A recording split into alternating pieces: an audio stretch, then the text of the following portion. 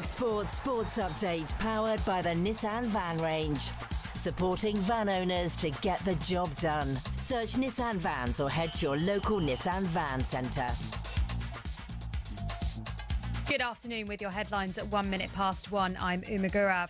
The man accused of driving into Liverpool fans at their title parade has changed his pleas to guilty for all charges. 54-year-old Paul Doyle had initially pleaded not guilty to 31 offences yesterday, including causing GBH with intent and dangerous driving. More than 130 people were injured at the parade in May. Doyle will now be sentenced in mid-December.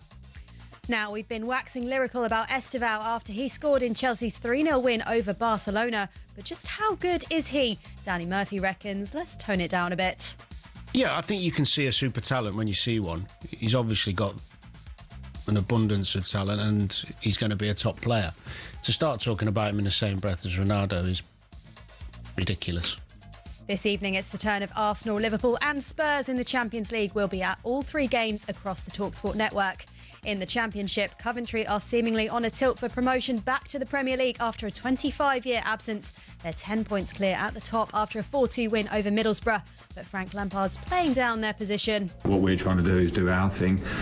No time to look at that for too long. Okay, yeah, take the confidence from what we're doing at the moment, but keep our feet on the ground and understand what got us to this place and try and continue it. And the WSL has apologised to Spurs after an influencer made a joke about them during the Women's League Cup quarter-final draw. GK Barry also accidentally dropped a ball back in the draw bag only to take it out again and use it as part of the draw. The Telegraph's women's football writer Catherine Batt has explained why some clubs are unhappy. The younger fans might be there and they might want to watch because, you know, GK Barry's a big influencer and they understand the need for that, but they want the draw to be done professionally and properly, and it just felt like this wasn't the case with that. There's more at talksport.com. talkSPORT News. More people could end up paying income tax or contributing more if thresholds are frozen in today's budget. And farmers unhappy with plan changes to inheritance tax are protesting in London. More at past. talkSPORT weather with QuickFit. This winter, treat yourself to the Bridgestone Turanza All-Season 6 tyres with a 20,000 tyre mileage guarantee. Book today at quickfit.com. Conditions apply. Brighter spells developing through the day. A few showers in the west, but turning milder for most of us. Hello and welcome to talkSPORT Goals. We're taking you through what should be another busy day of football. Chance to win it! We don't need to do that, guys. I'm going to owe you an apology. How would you get to that conclusion? That's a weak mentality. Oh, get out of it.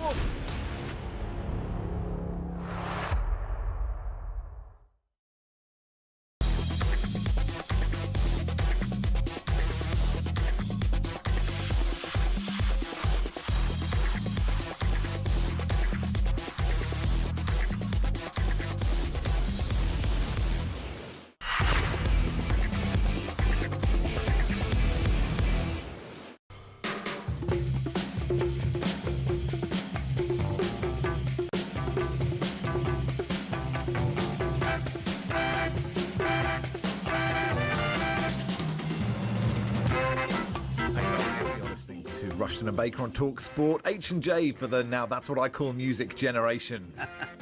What number? Hi, Max. What a pleasure to spend 3 hours in your company. It really is the best of times. Thanks, Charlie. It's kind of you to say so. Coming up between now and 4, we'll ask if Chelsea are going to win the quintuple, and Shaka Hislop will review Nick Pope's jaunt into the south of France last night. Andy Brassell is here to talk about the shock news that Ronaldo will be able to start the first game of the World Cup, and we'll discuss the uproar in the women's game about an influencer, GK Barry, doing the League Cup quarter-final draw. We'll do some Arsenal ahead of Bayern, some Spurs ahead of their defeat in Paris, and some EFL with Coventry now 10 points clear at the top of the Championship. And Leicester legend Christian Fuchs, the new Newport County manager, joined us too. Good afternoon, everyone. Good afternoon, Charlie. Good afternoon, Max. I'm in the studio, and in the studio is one of the biggest television screens you've ever seen in your life. I'd say 85 inches. Okay, I'd say that size.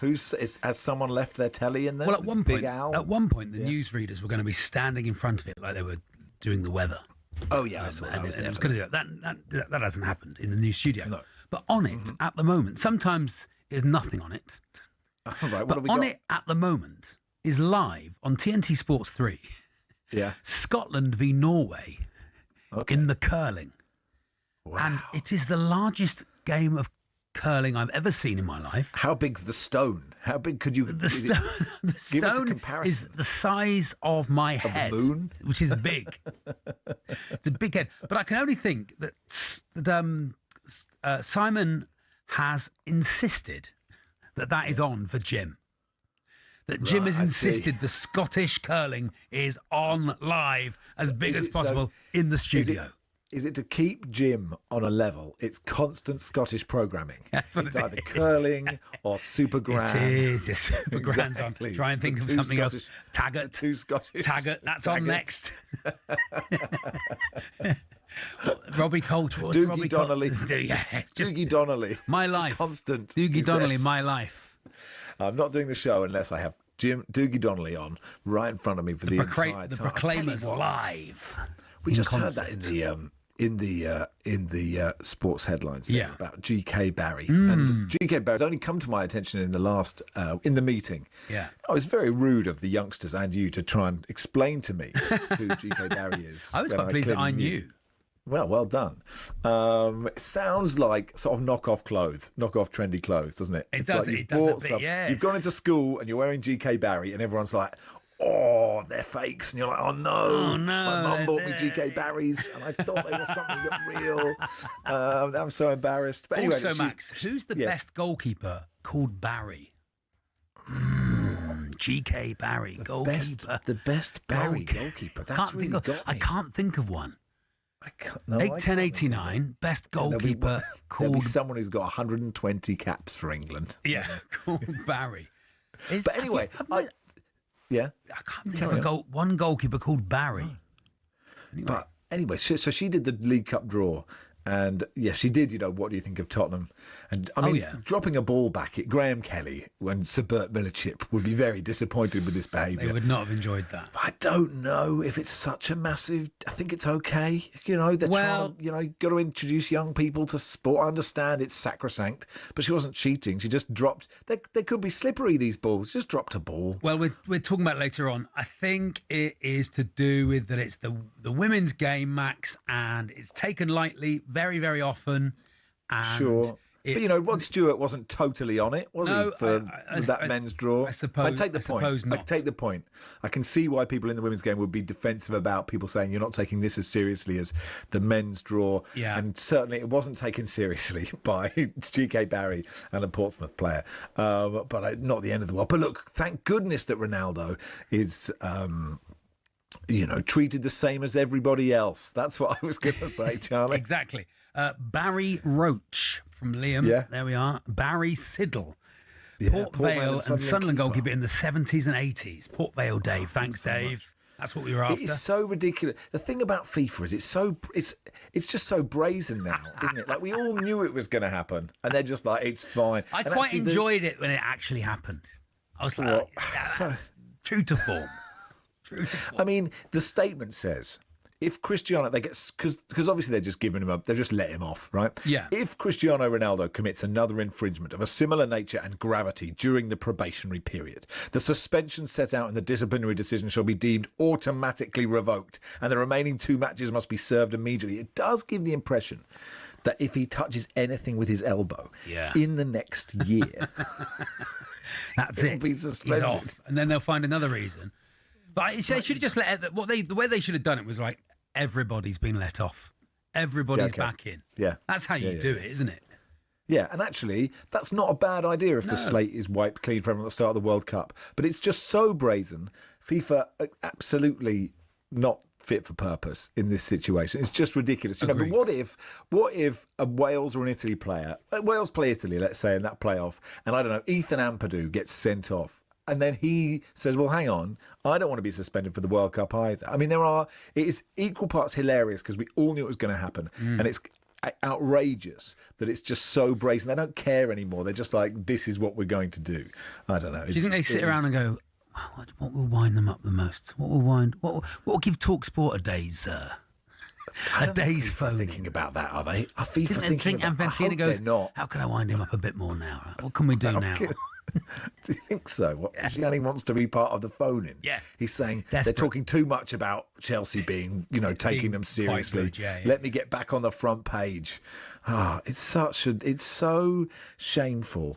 But Barry it's Danes, so ex-Spurs. unsurprising. Thank you, Yeah. Barry Danes, ex-Spurs from Furry Fergus. Thank you. In many ways, this show, Charlie, is quite good if you don't know something and you just ask it and you get told it. I mean, I think we are meant to do other things as well. I know, as but just I think asking Goalkeeper's questions, called don't know. Barry. The fact that neither of us could think of one and there aren't any famous ones coming in, we found a real blind spot if you were called Barry.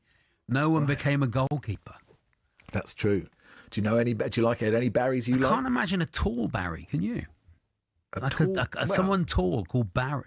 How tall? Because Glendenning is, I'd say, 6'2". He's not. He is. He's not 6'2". Barry's 5'11". If he's A day. born, if he's a day. Look, guessing heights. What a boring thing to do. That's a terrible idea. Anyway, we could do the subject, when were you let off? Not as you said in the group. As soon as I said it, there's. Well, you knew I was going to drag it down. Yeah, exactly. It's not when did you let one off. That's not the That's day. not what Paul we're and on. Andy listening to this.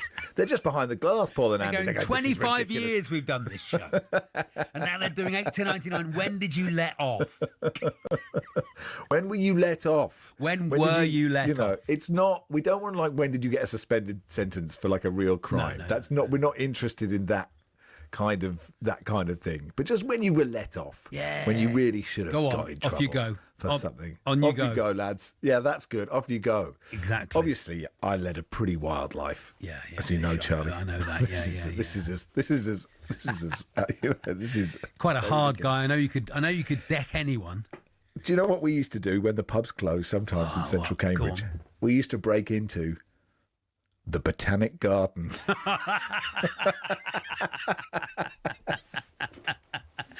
This isn't like, Is that on brand? so on brand. It hurts. But the thing we didn't realise is some of the real major drug dealers would also do their business in the Botanic Gardens. Makes in sense. the middle of the night. Makes sense. So it does make sense. No, who's going to be looking at the Weeping Willow at, Exactly. 2 a.m? But we were just there sitting on the grass, looking at the stars, being young, going, isn't this amazing? Wow. Isn't lager trying great? and failing to kiss girls and doing all that, and then other people were really, and the police would occasionally turn up and then we'd get very scared, but they weren't looking for us. Yeah. But, Did you never take a girl up the Botanic Gardens, Max? Charlie, this is Rushden Baker on talkSPORT in partnership with Toolstation. Check out Toolstation's unmissable deals, great offers on hundreds of trade brands. Next stop, Toolstation. Kwaku Afari will join us in just a second, and we'll talk about Chelsea's brilliant win over Barcelona.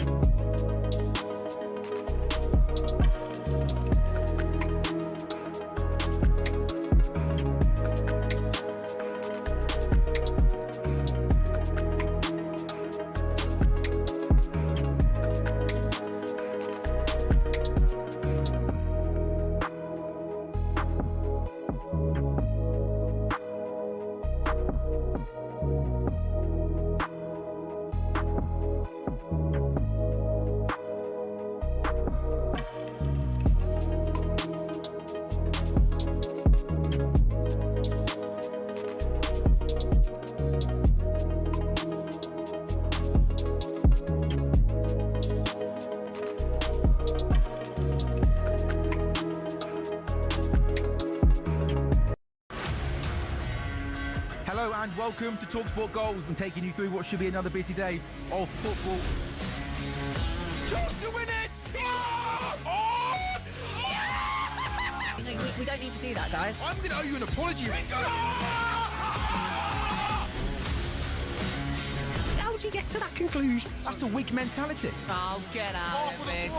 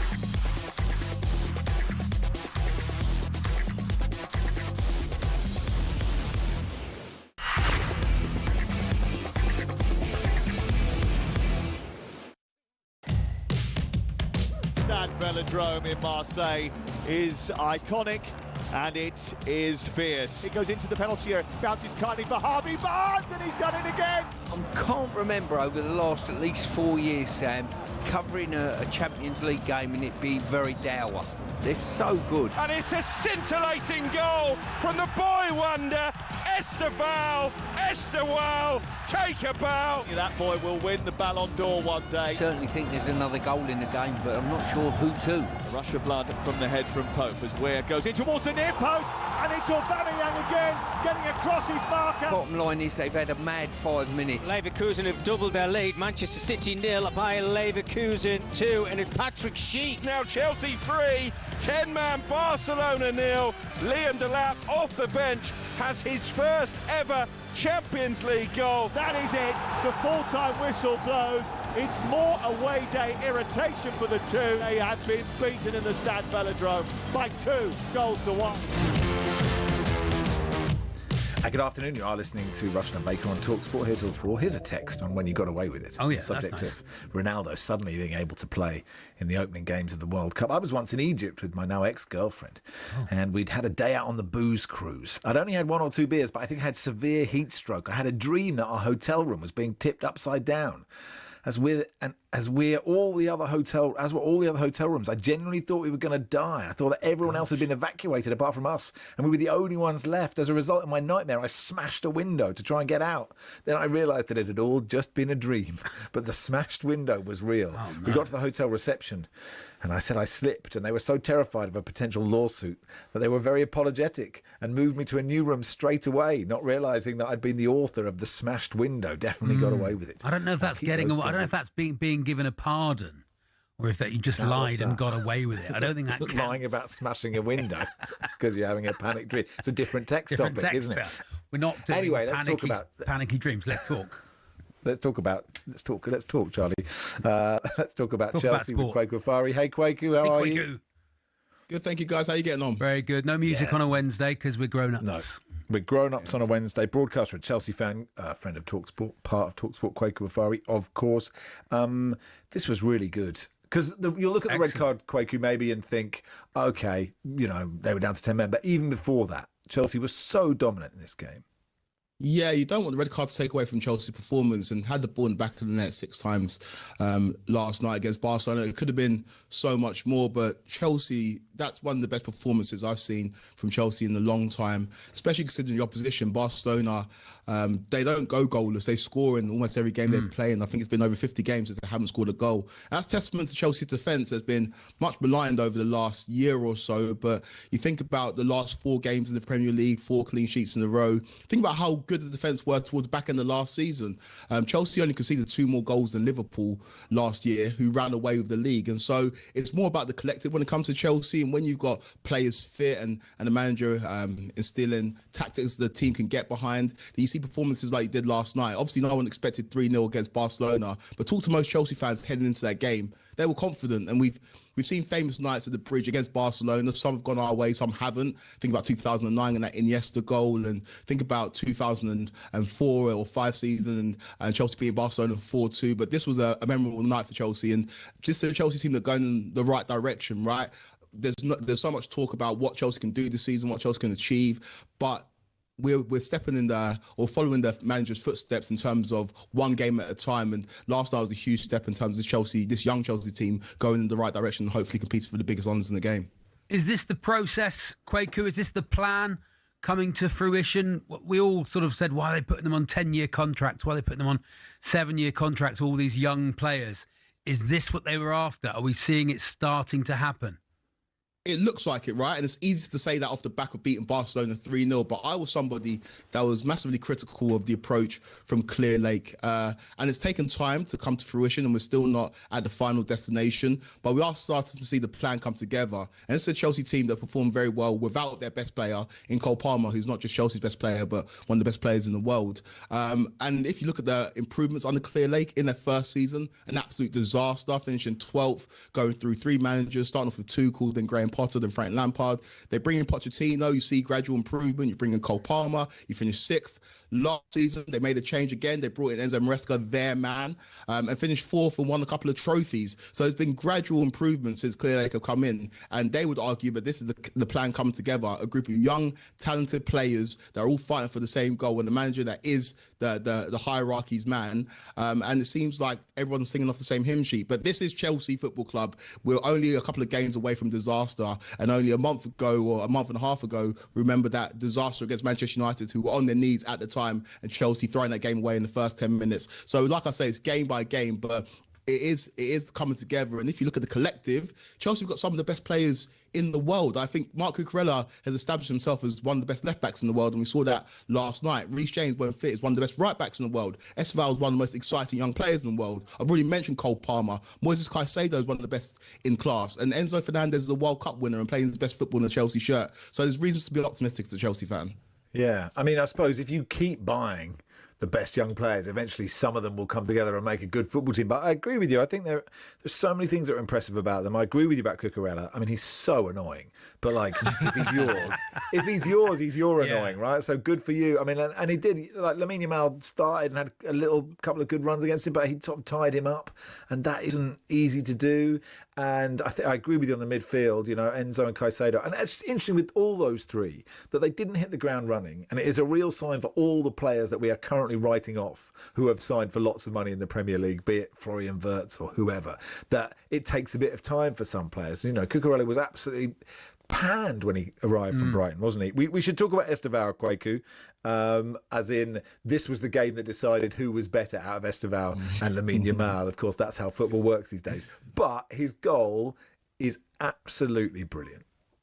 Yeah, he's an absolute superstar, and I love the way that Enzo Maresca has managed him this season. And I took a bit of flack. I was on talkSPORT a couple of weeks ago, and I was comparing him to Cristiano Ronaldo, not in what Cristiano Ronaldo became, but what Cristiano Ronaldo was when he first came to Premier League. A precocious talent that was slight in frame and maybe needs to understand what the league was. And what Alex Ferguson did in that 03-04 season was took his time with Cristiano Ronaldo. He played 29 league games, but he only started 15. 14 of those appearances were off the bench. And there's Chelsea fans crying out for Esteval to start week in and week out, but didn't play a minute against Burnley on the weekend, played the full game against Barcelona last night. And because he is so young and you want to protect these talented players, I think the way that Enzo Maresca is blooding him into this Chelsea team is masterful. And like you say, time, it needs to be afforded to not only players but also managers of football. And Maresca's the man that people weren't convinced with at points last season. We're starting to see the best of him, especially in big games this year. And in his hands, he's got one of the most talented players I think the Premier League has seen in a long, long time. He can do it all. And with young Brazilian players or young talented wingers, it's mostly when they're coming through, they're relying on blistering pace, but it's what Esteval does with the ball at his feet. It's his decision making. It's his tracking back. It's everything that he brings to the pitch. He plays like a player who's been in the Premier League for 4 or 5 years, but we need to take our time with him. He is still so young, and I don't expect him to start every game going forward. But when he does play, you can feel the electricity in the air. You can hear Stamford Bridge rise up, because when you have that player of that ability, similar to a player like Eden Hazard, you can't help but get excited every time time he touches the ball. And last night was a prime example why Chelsea fans are very, very hopeful about what Esteban can become. On to the weekend, second in the league, playing champions-elect, top of the table, league winners by Christmas, Arsenal. Is it a free hit, do you think, Quaker, on Sunday? No such thing as a free hit with Chelsea. Chelsea expect to win every game they go into, and if they don't, the fans will soon let the team know. So we understand how good Arsenal are. We also understand that Arsenal are missing some key players going into this game, like Chelsea. Gabriel, I believe, is the soul of Arsenal, and the fact that they come to Stamford Bridge without him is a huge benefit to Chelsea. But we need to play our best football. This is an Arsenal team that when they lost against Sunderland, or when they drew against Sunderland, it felt like a loss. It felt so monumental because they've been that consistent this year. Not just the best team in England, in my opinion, but playing some of the best football in Europe. So Chelsea are going to have to be at their very best. But I think with Enzo Maresca, what he showed us over the last couple of months, and even towards the back end of last season when Chelsea went on that run to qualify for the Champions League, is that he has a different game plan for each opposition he comes up against. And you have a specific game plan for Arsenal. There's a little bit of a break. I know people complain about playing European football than matches on the weekend, but that's what you play for. He's got a bit of a break because he played on Tuesday, a game over Arsenal. Arsenal play today. And so he'll have enough time to game plan and put that plan into practice on the weekend. And the game that Chelsea are going into with not just hope, but now expectation. This is a Chelsea team that's shown that they can beat the biggest teams in England and the biggest teams in Europe. So why not go and take the game to Arsenal and see if you can install yourself in a title race, which sounds insane, right, in terms of where Chelsea were a couple of months ago. But this is a league season that feels a bit abnormal to me. If Chelsea can go and get 3 points on the weekend, that's 1 point behind Arsenal, and then we'll see what happens. Thomas Frank had a specific plan for Arsenal, so I hope Enzo Maresca's is different to that one. And cheers, Kwaku. Have a good day. Nice one, guys. Take care. Yeah. Oh, that was a sad game. Kwaku Afari there. Now, the latest episode of the talkSPORT Daily podcast is available now. Adrian Durham brings you a roundup of all yesterday's Champions League action, from Esteval's stunning Chelsea goal to Nick Pope's blunder, which cost Newcastle. We'll talk about that next. If you want to hear more, then the talkSPORT Daily is available on all podcast platforms now.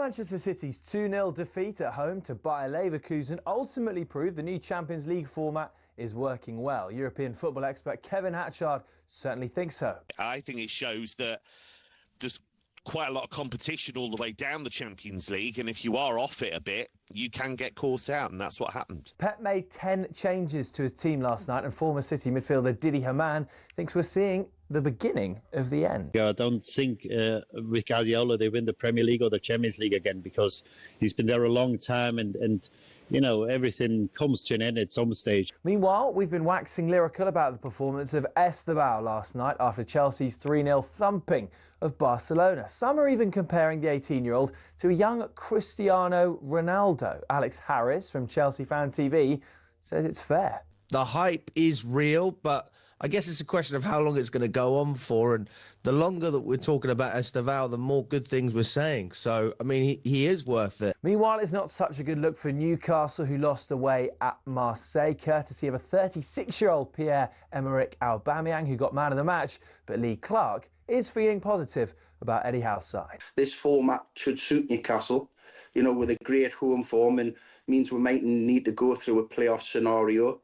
And we've still got great belief. I think there was a lot of positives to take from last night. Elsewhere, despite Coventry sailing into a 10-point lead at the top of the Championship, Frank Lampard says he's not looking at the league table. A 4-2 win away at Borough builds the gap as Stoke go second. And Super League new boys York Knights will kick off the new season on Thursday, the 12th of February, by hosting champions Hull KR. There's more, as ever, on talkSPORT.com.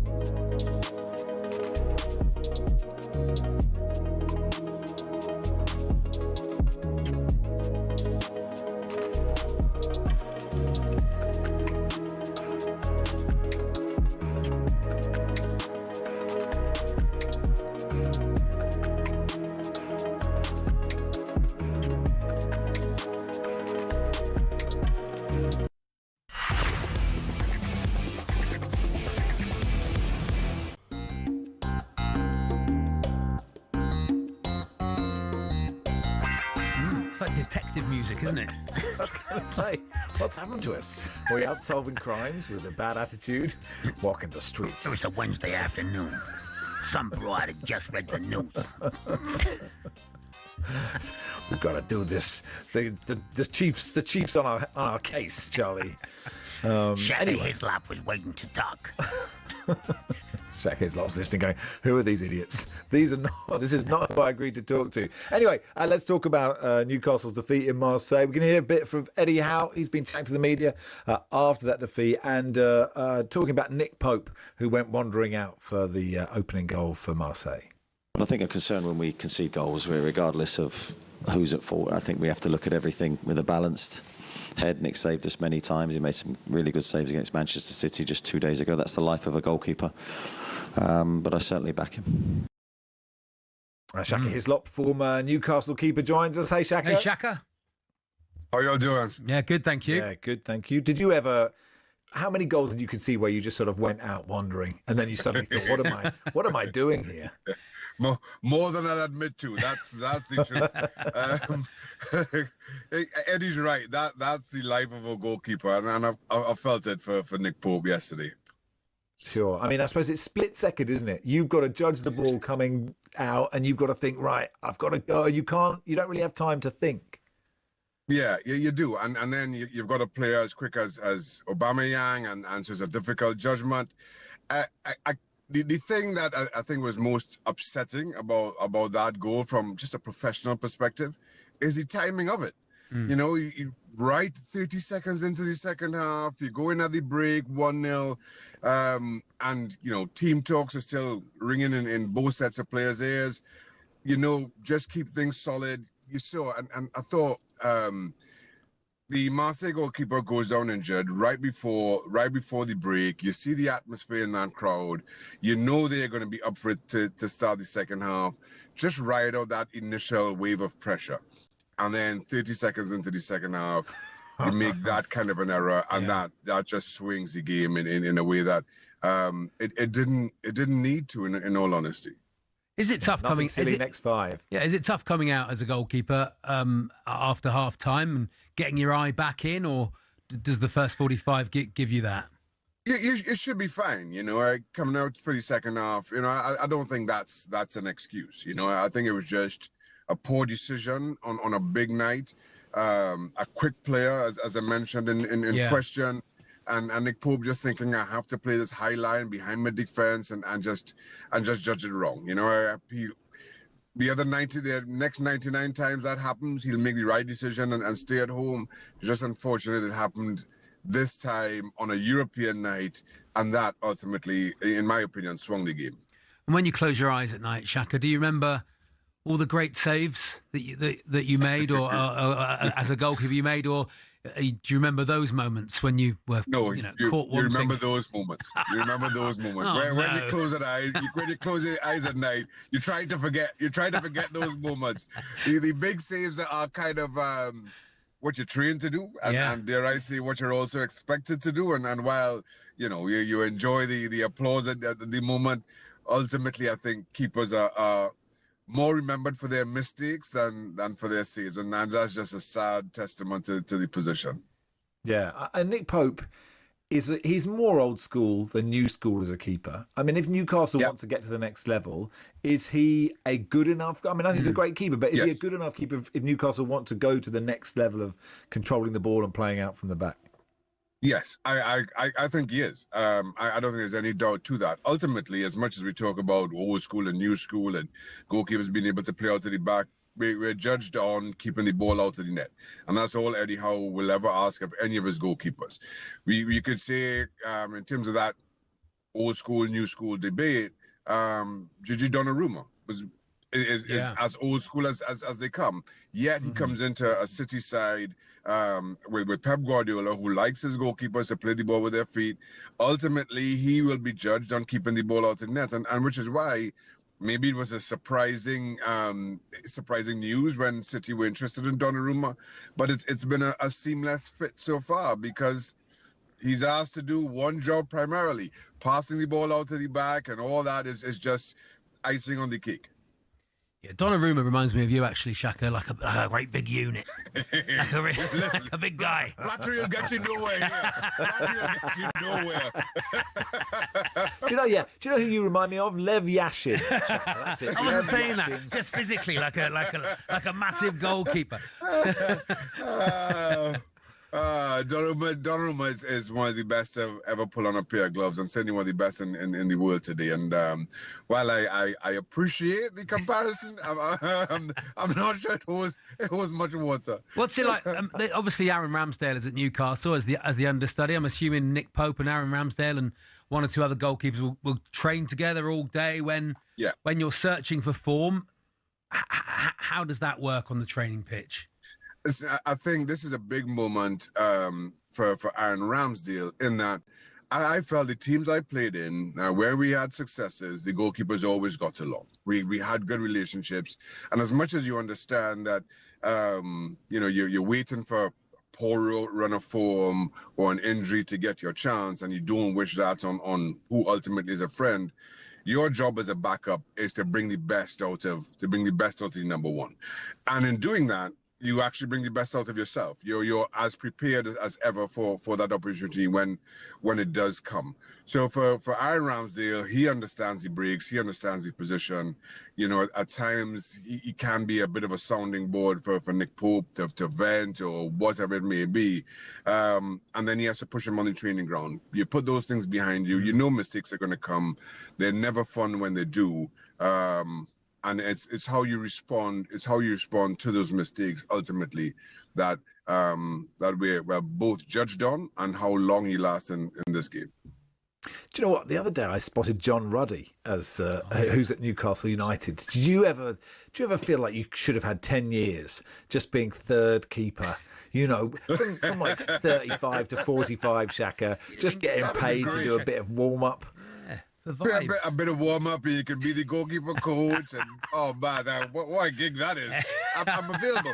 I don't have any hoes listening, but I'm still available to be a number 3 and number 4. Who doesn't want Shaka in the dressing room? We want you in the dressing room.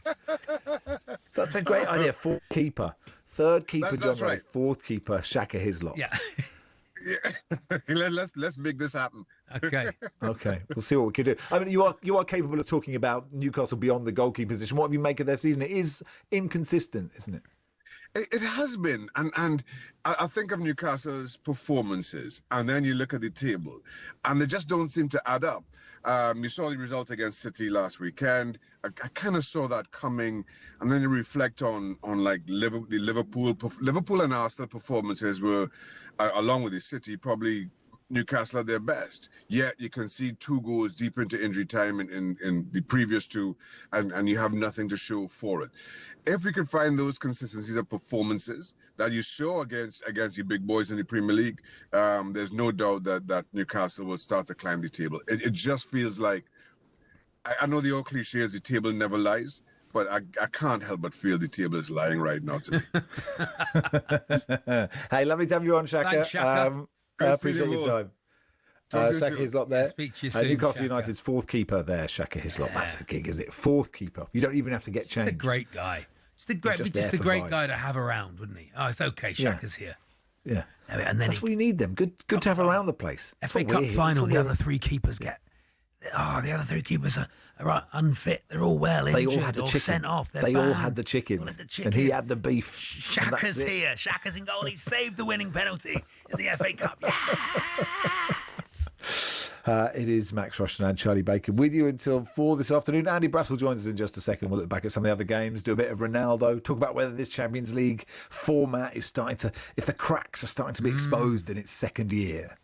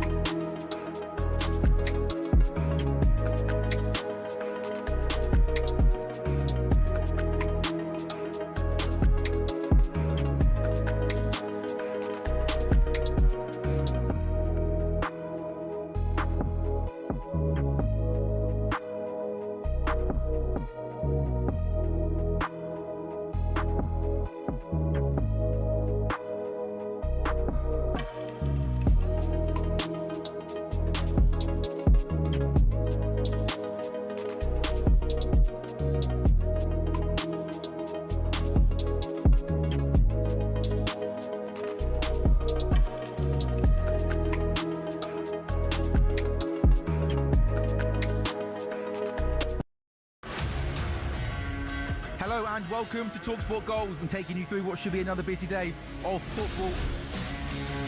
Chance to win it! We don't need to do that, guys. I'm going to owe you an apology. How would you get to that conclusion? That's a weak mentality. Oh, get out of it.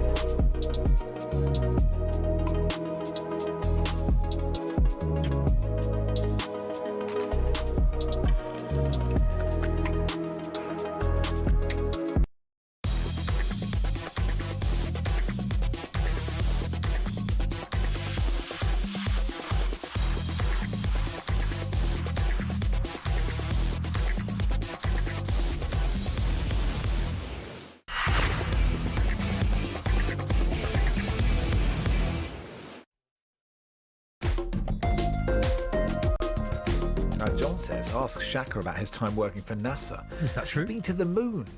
We didn't even ask him. No. Oh, that's a worry, isn't it? I didn't like to ask because there's been a few people already tried to get us to say a few Barrys that we can't say because of Mo's taverning. Oh, really? Yes, there's a few. See. So we're not stupid. Okay.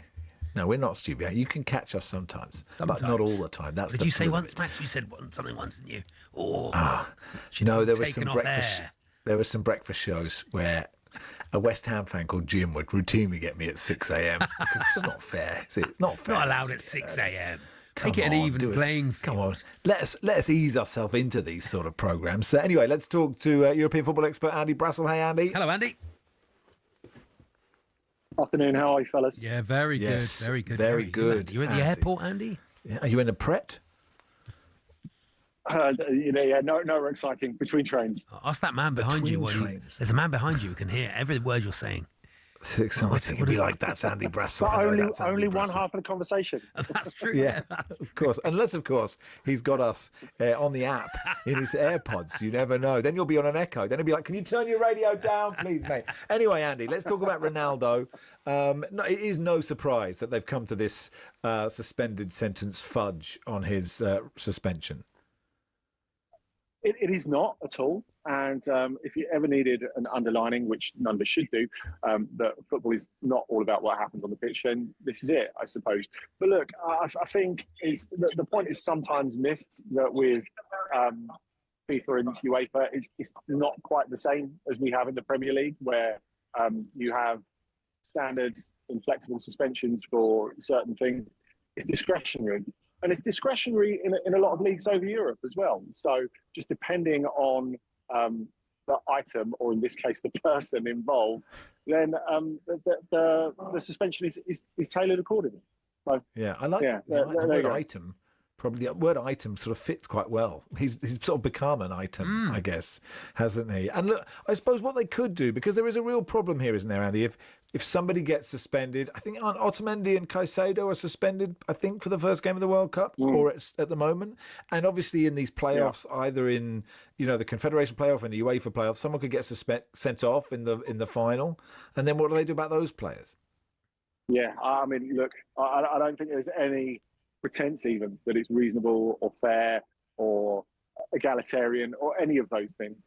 It is what it is. And I would love to say I would think this is the beginning and end of discretionary organisation of matters around the World Cup in 2026. But we know it won't be off the pitch as well as on it. Is it? Will he definitely? He'll definitely be selected, will he, Andy? That's just sort of a given. Yeah, it's almost certain. Now, I guess that people will look at it and say, look at the last couple of big games that they played without Cristiano Ronaldo in the starting lineup. So you think back to Gonzalo Ramos replacing him in 2022 in the World Cup against Switzerland. It was the 6-1. And, of course, in the qualification winning game that followed the match away to the Republic of Ireland against Armenia, where they won 9-1 and two other players scored hat-trick. I mean, if we're talking about, like, blunt underlining of facts we know to be true, this is right up there with the one-match suspension with 2 suspended, isn't it, really? I mean, it's as clear as it goes. I suspect there's probably a little part of Roberto Martinez who is, I think it's fair to say, politically aware. There'll be a part of him that will look at it and think, other side of the World Cup, this probably won't be my problem anymore. What's really interesting is that everyone in Portugal is expecting Mourinho to leave Benfica at the end of the season and take over Portugal. So I think less interesting is whether he starts in the World Cup now, which we take as a given. What happens after the World Cup when Mourinho turns around and goes, actually, you're not giving me the best chance of starting this game? Given that they're the 2 personalities that have defined Portuguese football in the last 25 years, I think this sort of final boss clash is quite an interesting prospect, isn't it? A 90-year-old Jose and a 70-year-old Cristiano Ronaldo there, just not being able to press. Jose doesn't want to press anyway. I mean, it's the one set of people gutted, as you mentioned with those results, about this. So the rest of the squad, who every time he's not playing, they go, set us free. Look, we scored 9. We scored 9 without him. Charlie brought up a good point before the show. It was we weren't expecting it. But he did about Pep resting 10 players in the game yesterday, and just a few of these results, this new Champions League format, which I think was really exciting last year because a lot of big teams just happened to be bad for quite a lot of it. Are we starting to see the potential pitfalls of it not being so perfect?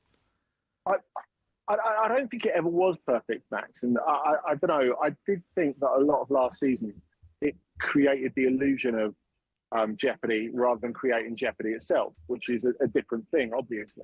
But I guess because no one knew what the mark was to make top 24 and top 8 last season, it was really difficult for clubs to know how to deal with it, especially when they want to rest and rotate players.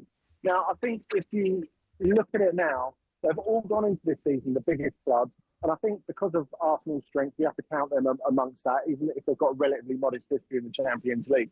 They've all gone in there, and you look at PSG, they've got 4 against Atalanta, they've got 7 against Leverkusen. They've gone in with, let's kill this as quickly as possible and then rest players at the end. But I guess City thought they were at the end quicker than they actually were, and maybe they thought they're a bigger cheese than they actually are. I was at the game in Manchester last night, and it was clear that that what they were trying to do, and it wasn't really working. So they make the 3 substitutions at half-time. You think, you're really determined to win this without Haaland, aren't you? And, it wouldn't have surprised me if, after it being 1-0 to Leverkusen at half-time, they'd have gone on to win 3-4-1 or whatever. But, yeah, I mean, I think you look at them and you look at Galatasaray, teams who had very forgiving home games, who are on the brink of almost sealing the top 24 and almost putting them in a perfect position to be in the top 8. They'll regret this. If they don't make the top 8 and they get to February and have to play a couple of extra games, they'll really regret this. Yeah.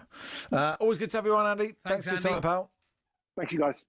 Send our best to the man whose head is very near your head. If he was listening, he'd have God, this guy's got a really in-depth conversation with his friend about Ronaldo. And he's made some great points. He's taking football a bit seriously, isn't he? It's just meant to be a bit of a laugh with your friends. What's he doing here? Meant to give you an escape from your life. Now, here's something good. Oh, good. Charlie, we don't know if it's good yet, but it could be. The talkSPORT Darts Trophy is back for 2025. Okay. Did you win in 2024? Did you win it? I know. Dean Saunders has won it both times, I think. Has he? Is he good at it? He's good. Here we go. Wednesday, the 10th of December. Correct. H&J from 1 as 8 talkSPORT presenters go head-to-head on the Oki this year. We are bigger and better with 2 talkSPORT promotion companies managing the talent. Okay. So Alan Brazil, Alan McCoy and Jeff Stelling are heading up Tipple 20 Promotions. Oh, yeah. Who have Dean, they're not playing. Oh. Come on. If you're going to go, you might as well lob a dart, Ali. For goodness sake.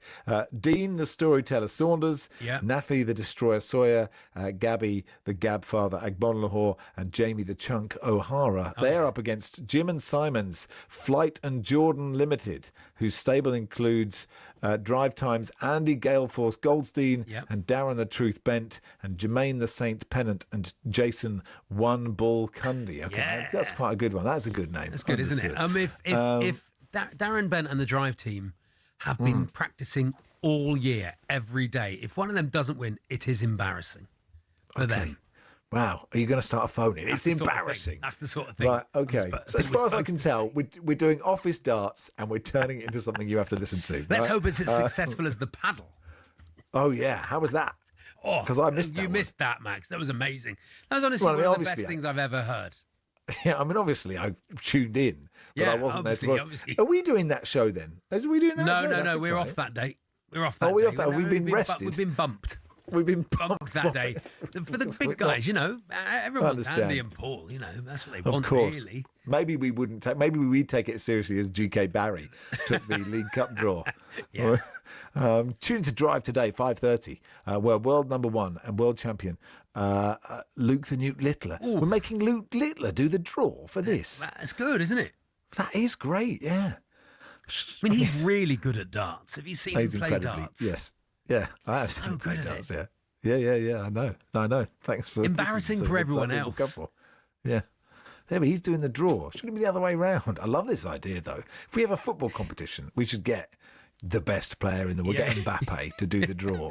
You are listening. Who's this Muppet saying Mbappe's best player in the world? 81089.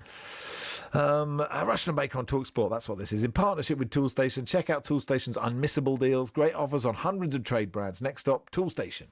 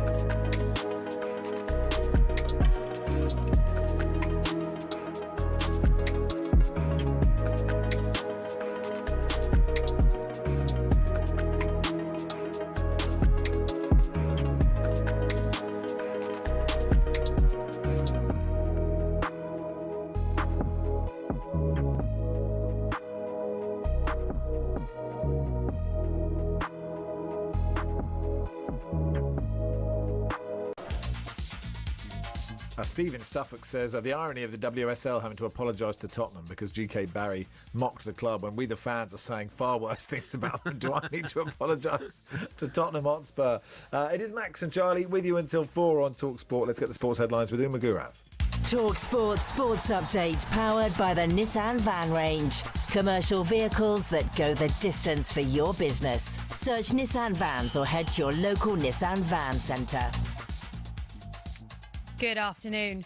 The man accused of driving into Liverpool fans at their title parade has pleaded guilty to seriously injuring people in May. 54-year-old Paul Doyle's been charged with 31 separate offences, including causing GBH with intent and dangerous driving. More than 130 people were injured, aged between 6 months and 77 years old. He had originally entered not guilty pleas. Now, will Guardiola ever get some pep back into his step? After a 2-0 defeat to Bayer Leverkusen, former Man City midfielder Didi Hamann told us he doesn't think Pep's going to win another title with City. And Simon Jordan reckons he's probably right. I'm inclined to have a degree of agreement with it, not just because I'm jumping on a bandwagon, but I think that Man City have lost that lustre. They've lost that image of being unbeatable and unplayable against. Meanwhile, there's been lots of talk about Estevao after a hugely impressive display against Barcelona last night. But Enzo Maresca's calling for calm about the teenager and the squad as a whole.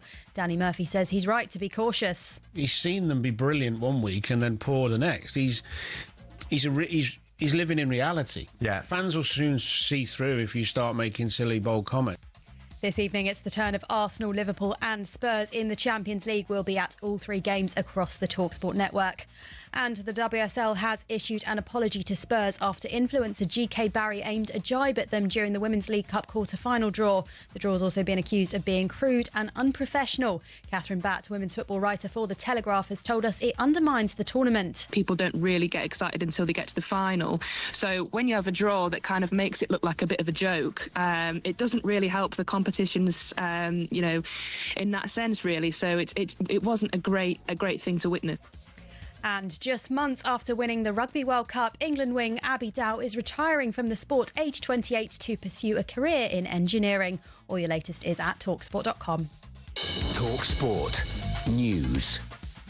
Online gambling is getting a tax hike in Rachel Reeves' budget. Elsewhere, mansion taxes on homes over $2 million and a mileage charge for your EV. More on what it means for you with the news team at past. talkSPORT weather with QuickFit, your go-to destination for quality tyres from great brands like Continental. Visit your local centre or quickfit.com and book today. Brighter spells developing through the day. A few showers in the west, but turning milder for most of us.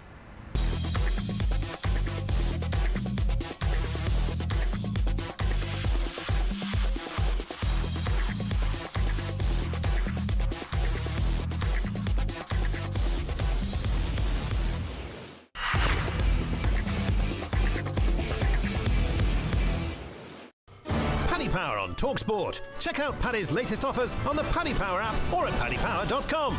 18 plus. BeGambleAware.org.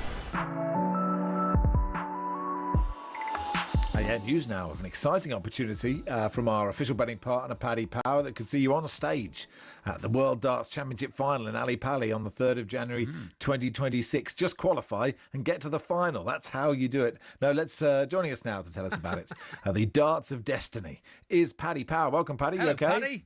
How are you, lads? How are you getting on? Yeah, I feel like it should be called the Darts of Destiny. Yes. It should be far more dramatic than that, should it? Yeah, that's one way to do it. Just qualify. Remember Luke Litter a couple of years ago? He just qualified and he got to the final. Didn't quite win it, but Paddy, am I remembering rightly that you did something like this last year and it cost you a fortune? Yeah, we were gluttons for it, to be honest with you. Each year so far that we've been lucky enough to sponsor the World Darts Championship, we've had some sort of you can call it a gimmick, but it costs a bloody fortune, so it's a bit more expensive than a gimmick, but a talking point, shall we say, yes. Around the darts. And this year it was for the number of 180s that the players got in the tournament. We donate money to Prostate Cancer UK. They're a charity partner for the event, and they've been brilliant to work with. I think at the start, First year we worked with them, they were a bit gone japers. What's this going to be like? But over the couple of years, we've had a great bit of fun with them, and also raised great awareness for a brilliant cause. Obviously, because the demographic, I guess, of men and prostate cancer and all that kind of stuff, and betting and everything. It kind of the demographic does kind of carry across well. So, but this year the Darts of Destiny is. It's a pretty cool event. So you get a chance to basically throw 9 darts to win 180 grand. And just to make it slightly more nerve-wracking, that you have to do it on stage just before the final of the World Darts Championship. So probably observed by the betting would suggest it's going to be Luke Littler and Luke Humphreys watching you there and maybe giving you a bit of commentary on your style of play and your gait and everything. But it's a great opportunity for somebody, and all you have to do is just go on to dartsofdestiny.com and you can enter there and put yourself in the mix and see what happens. And if you want to donate a few quid to Prostate Cancer UK, you're more than welcome to do that too. Yeah, great charity. Wow, so Jim Bowen would need a big tankard for 180 grand, wouldn't he? What do you have to throw? What do you have to throw to get the money? That's a good point. Yeah, you have 9 darts and you have to hit 180 or more with your 9 darts. It doesn't sound that hard, right? But the lads can do it with 3, so surely we could do it with 9. It doesn't sound that hard until you've got people behind you going, yeah. No, but you've got to get a treble. You've got to hit a treble, haven't you? You have to hit a treble. Yeah, that's the problem, you know. So I was lucky enough years ago at a World Darts. I'd played against a couple of legs against Raymond van Barneveld. Now I was dressed in a silly outfit and everything, but I took one leg off with a double one, and he was there going. He was trying to not embarrass me because we were the sponsors. He was there. Will you just? I think it was like 28 darts later or something that I finally got to double one. But that's good. If you have to get to double one and you delay the World Championship final for 6 hours because you can't hit the thing. Oh, look, it sounds good. And remind us, how do people enter this thing? So you go into dartsofdestiny.com and you'll find all the details there. It's easy to enter. If you want to donate a few quid to Prostate Cancer UK, do. And just to clarify, you get to bring 3 of your mates along as well. You travel to and from the Ali Pali accommodation, all that kind of stuff. And it's VIP tickets, which is very swanky altogether at the darts, especially at the final. Very nice. But nice. Don't have too many before you get on stage for that. Thank you, Paddy. Good man. Cheers Paddy. Lads, good luck. Head to dartsofdestiny.com. Get in the running by making a qualifying donation, all in support of Prostate Cancer UK. Paddy Power on talkSPORT. Check out Paddy's latest offers on the Paddy Power app or at paddypower.com. 18 plus, begambleaware.org. And also on that note, Max, on that note, yes. Yeah. If you're listening now, make an appointment with your doctor and go and get yourself checked for prostate cancer. Go and have the check done, because it will give you peace of mind for Christmas, or you'll catch something early and you'll be able to deal with it. That's what I would suggest. Well, I was about to say that. I did it last week, Charlie. Oh, good, Max. Yeah, good. I did it last year, but you know. I liked it every couple of years, and I think partly because I'm always on the radio saying men don't talk about these things. I think, God, I'd look like a right idiot if I didn't get checked out. Anyway, do you want I've got a great prostate. That's what they came in. They said they would look at it. Got great. That is they gave me a number. They gave me a number because I said, I'm always up in the night weeing, and they gave me a number. It's a really good number. It's 0.3 or something. So that was good. If they did that in the darts, they'd go 0.3. Yeah. 0.3. You require 0.5. It wasn't to that stop guy weeing in the night. Doing my numbers, but so my vitamin D is off the scale. That's good. Is it? But that's because you live in the sunshine, isn't it? But cholesterol's a bit high, so I've been told to replace butter with a boring margarine replacement. You've also got to live your life a bit. You know, True, you have to live your life a bit. You can't just manage everything out of but life. I now eat spoonfuls of margarine. I just eat it by the bucket load. I think that's what you're meant to do. Just eat real butter. But you're so literally, Charlie, a doctor. We've said a second ago. You said go and get yourself checked out, and you listen to things. A real doctor, a qualified doctor. Yeah. Who are you, RFK Jr.? A real doctor told me to stop eating butter 2 days ago, and here you are just going, I'll just eat your butter. Just some stuff. You know, you live a pretty healthy lifestyle, Max. You're always running. You're always doing good stuff. You can't stop everything. You have to live your life. I'm stopping one thing. Like he said, you could eat your because my sugar, I eat chocolate all the time. Imagine it, butter on a jacket potato. Oh my God! You're not like, this is what you're doing now. This is just eat all the processed meat you can. It's fine. I didn't say that. Don't worry about it. I think butter's all right. How many bees do you think Rod Stewart owns? How many bees? Is this a joke?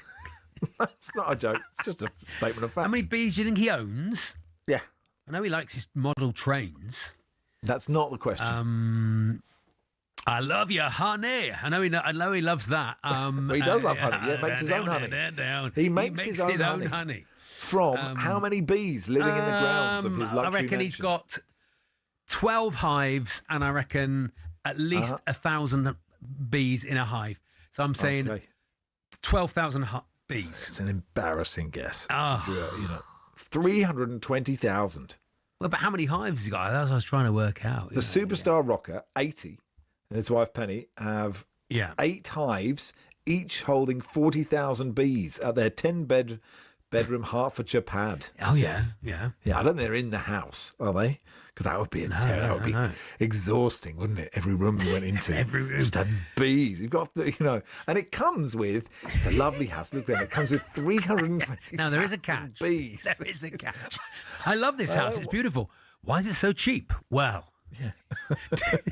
do you hear that buzzing sound? Yeah. Exactly. All right, there we are. Is Penny into it or Rod? Is it Penny or Rod into it? They're both into it. Okay, she says our bedroom overlooks beautiful mature oak and beech trees and a topia area. I press the button on our automatic blinds and the view gently seeps in. Rod and I sit up in bed for 10 minutes, gaze out and natter over a cuppa. Rod enjoys English breakfast tea and I have hot water with lemon juice plus a teaspoon of homemade honey. God, we got there in the end. I was trying to see. That's the sort of thing you'll be drinking now. Now you've got to get your cholesterol down. Margarine is ultra processed, yes, Roger, and not a great thing to consume. Junk for you, terrible for you, I imagine. Sam Allardyce wants to be in Coronation Street. He'd be good. He reckons his next job could be as the boss of Rovers Return in Corrie. Yes. I mean, of course, for him to get the job, he would have to be in and around the relegation zone, wouldn't it? It would have to be really struggling. Otherwise, they're not going to bring in Sam Allardyce. Just till the end of the series. What's happening in Rovers Return is they're trying to be a bit fancy. They've tried to go a bit gastro, and they're saying what we need to do, we need to go back to basics, right. And that's why they've brought in a foreign landlord, haven't they, to the Rovers Return. Foreigners has turned up. Exactly, and they're saying get out of my pub. And then Sam comes in first day. He goes, hot pot back on the menu. Hot pot and bitter, and that's it. And that's all we sell. I remember discussing toasties with Sam Allardyce on the Breakfast Show once. And we got onto the subject of the croque monsieur. And he just turned to me and he said, none of that foreign. I'm not a bechamel sauce man. And it was a great sentence that I've never forgotten. That's Sam Allardyce telling me he's not a bechamel sauce man. I can't imagine him asking for the bechamel. No, what else? What other facts have you got there? Well, I'm assuming you didn't just know that about the Rod Stewart's bees. No, I'm that was just you had it written down in front of you. Do you know what? I counted them. Last week. Did you? Went over there and counted them. Yeah. Okay. It was really, I lost count at 221,862. It's really annoying. Rod came in and bees. Is this talkSPORT? Steve, do they have bees in Hertfordshire? Yes, they do, Steve.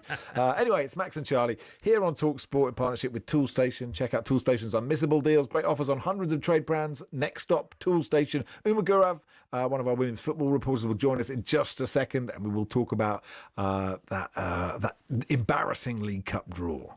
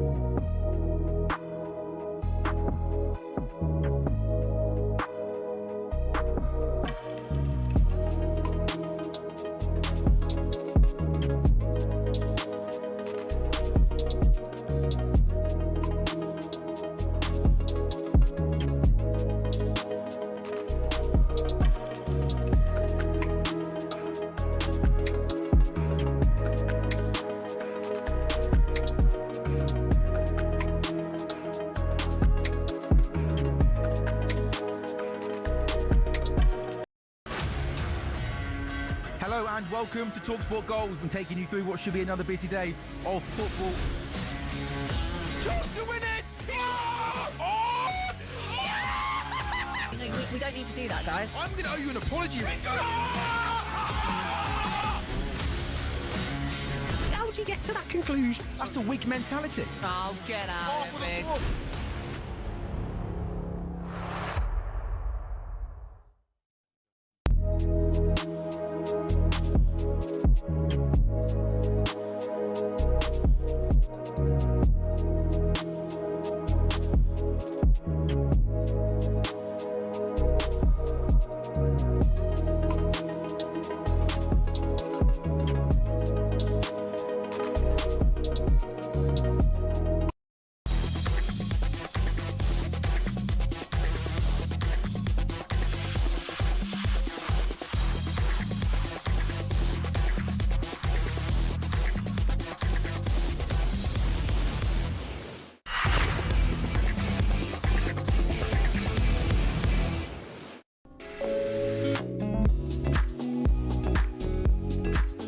Good afternoon. You are listening to the world's biggest sports radio station. It is talkSPORT. Max Rush and Charlie Baker with you until 4. We've been talking about this, the quarter-final draw for the Women's League Cup, which was hosted by the influencer GK Barry. Let's have a listen to it. Send a galaxy if you think I've got a bigger bum than Ella. We love a big doll. Yeah. These are my balls. Right here on show. Get a load of it. Usually I'd charge. Lesbian handling balls, never been seen before. Sorry about the travel, sweethearts. What do we think of Tottenham? If anyone's turned on by me doing this, send a galaxy. Me wee hen. We should spank for luck. Bit of fun. It's a sort of little cut together. Yeah. I mean, there were other bits of the draw where they were just doing the normal bits. That was like a fast cut of all, I guess, of all the least Bert Millerchip moments of that draw. I was so the idea of Bert Millerchip and Graham Kelly doing that. Anyway, Uma Gurav, as a women's football expert, joins us now. Hey, Uma. Hello, how are you? Yeah, pretty good. Yeah, thank good, you. thanks. And it's easy to laugh at that. And I heard Catherine Batt in the sports headlines saying, look, this is embarrassing because the competition needs help. And this just makes it look a bit cheap. And it does, because it looked like just two people standing at a Subway, as in the sandwich brand, just doing the draw as if I used to do like mock rehearsal draws with Kinder Egg, cases when I was hosting mid-morning occasionally, and Perry Groves was really up for it and Danny Murphy wasn't. But it does look cheap, doesn't it, Uma? I don't know how seriously we should be taking this. Yeah, look, I think you can have fun with a draw and still take it seriously. I think nobody is coming out here and saying, oh, look, you shouldn't try and attract new fans to the League Cup and you shouldn't try and make the draw engaging. But that's not what has happened here. I mean, we've got to a situation where Tottenham have received an official apology from WSL Football because they've been mocked. You heard there, what do we think of Tottenham? That, in an official draw, it's not appropriate. And, now one club we know have asked for the full footage of the draw to be released because it's actually not out there, and you can kind of see why from an official standpoint that's quite a controversial thing to have out there. It's not just that happened. I mean, we didn't see it in that little cut together, but at one point GK Barry kind of drops she takes out a ball, she drops it back into the bag accidentally and then pulls it back out again, and we're told that the adjudicator verified that it was the same ball that she pulled back out again. But if that hadn't been the case, the whole draw would have been null and void. So I think there's two discussions here. The first is, about the professionalism of a draw. And I think that criteria wasn't met. It wasn't professional at all. And that should never happen. The second question we ask is it appropriate to have an influencer who clearly knows nothing about women's football doing a draw like this just for the sake of attracting new audiences? And my response to that has to be, when there's so many people who know so much about women's football, it's not really needed. And when we've got so many household names as well, you think it's such an odd booking, and it's all very well bringing eyeballs to the sport, but you want them to come in the right way. Yeah, for sure. And I think this is a problem that's facing a lot of companies who want to increase the attention around women's football. It's how do we do it? How do we organically get fans into the sport, whether those are men's football fans who are migrating over or whether it's completely new fans? Yeah. And it's a hard question because you don't want to just sort of copy the men's game. I think it is a different audience, but also you don't just want to descend to the point where you're like, let's just make it a kind of cultural thing where we get influencers in and get people, because, yes, you can make the argument getting an influencer like GK Barry and makes people watch the draw. And I think a lot of people are aware of this draw because of this has happened. But how many people do you think can actually tell you who has got who in the draw? This is the thing that's been lost. That is a really good point. And also, lots of people watch the draw, but how many, if you trying to attract new fans, of course, that is. And you saw this with the Halo thing from Sky, right? Trying to get new audiences is what everyone is trying to do all the time, right? I mean, me and Charlie don't have meetings about trying to get new audiences for our shows, but we want new audiences, right? That is a key. But sort of working out what you want to do and then trying to do it is really difficult. And so for someone to go, okay, if we get someone incredibly famous who knows nothing about the draw, people might watch the draw, but are they then going to watch one of the games in the Women's League Cup? That's quite a big jump, isn't it? Exactly. And I think, what I love about women's football and what I've always loved about it is the audiences and the fans. They're so diverse. You can't put them into a box. And in some ways, that's why brands are struggling to identify a strategy, because it's not just one kind of person who watches women's football. It's a load of people who maybe feel that men's football wasn't accepting enough of them. It's people who want to connect to the players in a different way. And like you say, having GK Barry do the draw, I'm not then going to go and watch Liverpool Chelsea because of that. But if I had, for example, I don't know, an ex-footballer, a journalist who can tell me why this is a big game, why, at this point in the season, actually Liverpool and Chelsea just played each other last week, and despite not having a win all season, Liverpool got a point off Chelsea. That's why you should go and watch them in the quarter-final. And that didn't come across, GK Barry was saying, and this, by the way, I don't think this is her fault at all. No. She's just come in and that's who she is. She's not been briefed on this properly. But yeah, I think the organisers should have done better. And I think they'll know that now. Unfortunately, it will be remembered, because the only two draws that most people remember in men's football are the one that Trump did and the one that Rod Stewart did. And so you go, well, I've remembered those. I can't remember many. I mean, I've watched hundreds of them. Yeah, but the interesting thing about the Rod Stewart one, that was everyone just thought it was funny, right? And it wasn't professional, but maybe it was just the right side of the line because he didn't drop the balls. I mean, I absolutely loved it. I do have sympathy with, the people that are trying to grow any sport, right? Because actually, the real growth comes organically from word of mouth and all those things. But if you're in a position where your job is to grow something, you can't just say, it'll happen. you won't get, you won't keep your job if that happens. Can I ask you more as well about the Crystal Palace midfielder Rusha Littlejohn? And a lot of people have seen the footage of this. She could be set for a lengthy ban after the FA said its standard punishment for her sending off was clearly insufficient. And there's this bit of a melee, and then she gets pushed in the back, and she's clearly annoyed about it. And she basically does, it's a wrestling move, really. Sort of grabs a clothesline from behind and slams someone to the ground. It's and I don't think I'm overstating it by how I've described that, Uma. I don't know what you think. No, look, any way that you look at it, and the footage has been released, I think, in the last day or so, and it is out there. And when you watch it through, I think what Rusha does, it's not good. And I think you can see she kind of puts Hannah Kane into a headlock and does wrestle her to the ground. And like you say, this is now under review. She's got a 3-match ban at the moment. That could be upgraded. We'll see what way that goes. I think we'll find out pretty soon. I think the thing here, like you say, we need to kind of balance the need for punishing this appropriately alongside this idea where I think there's a lot of people in women's football who pick out certain characters, and Rusha Littlejohn is one of them. We know her here at talkSPORT. Of course, she does the kickback. She's very outspoken, and she is one of those characters who speaks her mind. And what I've noticed in the last couple of days is that the pile on social media for calls for Rusha to be banned for life and this kind of thing, she is receiving what I think is a disproportionate amount of hatred. Absolutely, this needs to be looked at and needs to be punished appropriately. And I hope that it will be, but I don't think that, this outside noise should be brought in and put to bear on that. So we'll see what happens with Rusha, of course. It's not a good incident. I think she'd be the first to admit that, though. And I don't think it should be overstated. She puts her in a headlock, and I've seen people saying, she puts her hands around her neck, and she could have, it's too much, I think, to say. Just state the incident for what it is and punish it accordingly. Yeah. Perfect. Thanks, Uma. Thanks, Uma. Thank you. Brilliant. Uma Gurav there. It is. It's not the warm up, is it, Charlie? This is H&J. This is H&J. It's Wednesday afternoon. This is H&J. Thanks so much. Thanks for telling me what day it is, what my next meal is. It's 7 what the degrees. time Feels is. like Is 7, it? apparently. Okay. Just looking at that. It is 7 and it feels like 7. What we do next? Adrian Clark will join us. We'll do a bit of EFL, a bit of Arsenal as well. Big game against Bayern tonight.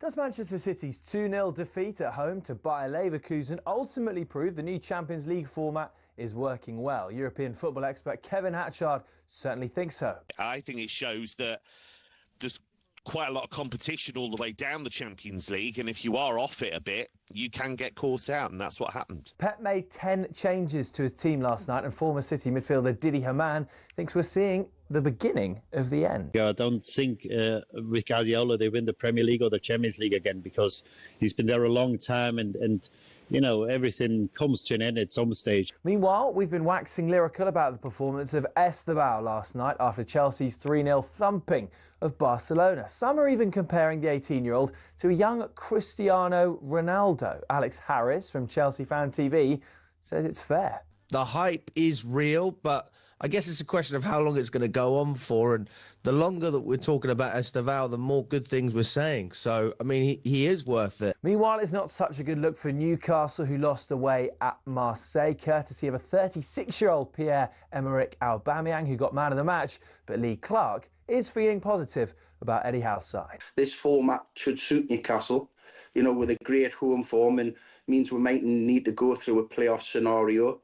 and we've still got great belief. I think there was a lot of positives to take from last night. Elsewhere, despite Coventry sailing into a 10-point lead at the top of the Championship, Frank Lampard says he's not looking at the league table. A 4-2 win away at Borough builds the gap as Stoke go second. And Super League new boys York Knights will kick off the new season on Thursday the 12th of February by hosting champions Hull KR. There's more, as ever, on talksport.com.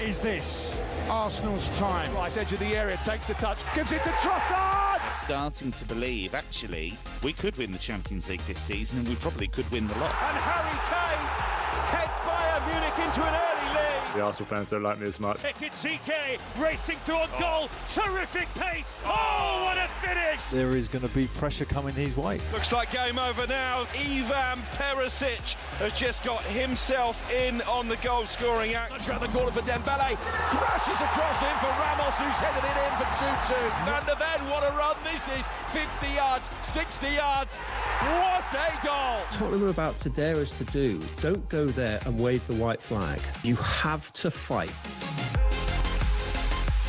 God, I don't fancy fighting at PSG if you're Tottenham. Anyway, look, we've got commentary of Arsenal, Bayern on talkSPORT and Liverpool PSV on talkSPORT 2. Let's do a bit of Arsenal with former Arsenal midfielder, EFL expert as well, Adrian Clark. Hey, Clarky. Good afternoon, Max. Afternoon, Charlie. Hello, you all right? How are you? Yeah, very nice to speak to you. Yeah, so look, Arsenal-Bayern, it's a great game, isn't it? Look, it feels like it could be a final of the Champions League this at the moment. Well, it might be, mightn't it? They certainly might meet later on in the competition, and that's what makes it really interesting tonight. Obviously, they've both got perfect records, 4 out of 4. There's not that much jeopardy on the game, which makes it a strange situation, really. And actually, my hunch is that because there's not actually that much riding on it, both teams should finish top 8, that they might just go for it, these two. And I think it'll be refreshing for Arsenal to take on a team at Emirates Stadium that really wants to take it to them. Are you saying Tottenham didn't take it to them, Clark? Are you saying? Oh, goodness me. Yeah, I mean, look, I'm happy to talk about that game for hours if you want to. I'm not. But no, it'll be fun to sort of face a side that really comes at Arsenal, and we'll see what, how that changes things. And I think Arsenal will, can play with an element of freedom. They've played brilliantly at the weekend. Huge game against Chelsea, of course, on Sunday. So, yeah, look, they can have a bit of fun with it, hopefully. And I'm expecting a bit of a shootout between two really good teams. Do you think they'll put Declan Rice marking Harry Kane? That feels like a fun cameo if they do. I mean, they might. Yeah, they might. I mean, it depends, doesn't it? I mean, Harry Kane has sometimes played, hasn't he, in midfield for Bayern, like kind of as number 10. So you might see... He just drops so deep a lot of the time. I don't know if he does for Bayern, but just drops so deep. You feel like that could be how it works. Yeah. Yeah, but a good battle, isn't it? I mean, Declan's having a blinded season. So's Harry Kane. It's brilliant to see, isn't it? The two England players shining so brightly. Yeah, look, there are great battlegrounds all over the pitch tonight. Obviously, Kane coming back to North London. It's a great narrative. He's got rather a good record, unfortunately, against Arsenal. So we're well aware of his class. But yeah, Elise, I'm looking forward to watching him. He's been sensational for Bayern. And him and Eza potentially back on the same pitch, the two former Palace guys, in a match of this magnitude is, it's a sort of, Palace will be gutted that they're no longer Palace players, but it's quite a nod towards, the way they develop those two, isn't it, that they'll be involved tonight. Yeah, look, Bayern about the nature of this sort of large Champions League division now, but it might be smart for Arteta to keep a couple of players and he's got good depth, right? Because that Chelsea game now is enormous given where they are. If Arsenal can even avoid defeat at the weekend, that's huge for them. Yeah, that is the bigger game. There's no doubt about it. Chelsea away on Sunday afternoon is a bigger game than Bayern at home in a strange kind of way. And that's obvious. But we know that Mikel Arteta, he's desperate to win every game. And I just can't see him rotating heavily tonight at all. I think we might see one or two changes. I don't see anything beyond that because he will think, well, this is a chance for us to beat Bayern, to go top of the league, to nail down one of the top two spots, to lay down a marker that we're the real deal in Europe as well. And I just don't think he will be contemplating the Chelsea game too much tonight because this is a big test, and for him as a manager, it's a game that he'll be desperate to win. Vincent Kompany's doing brilliantly, and he wants to beat him. And let's be honest, Bayern have given Arsenal some nightmares, haven't they, down the years?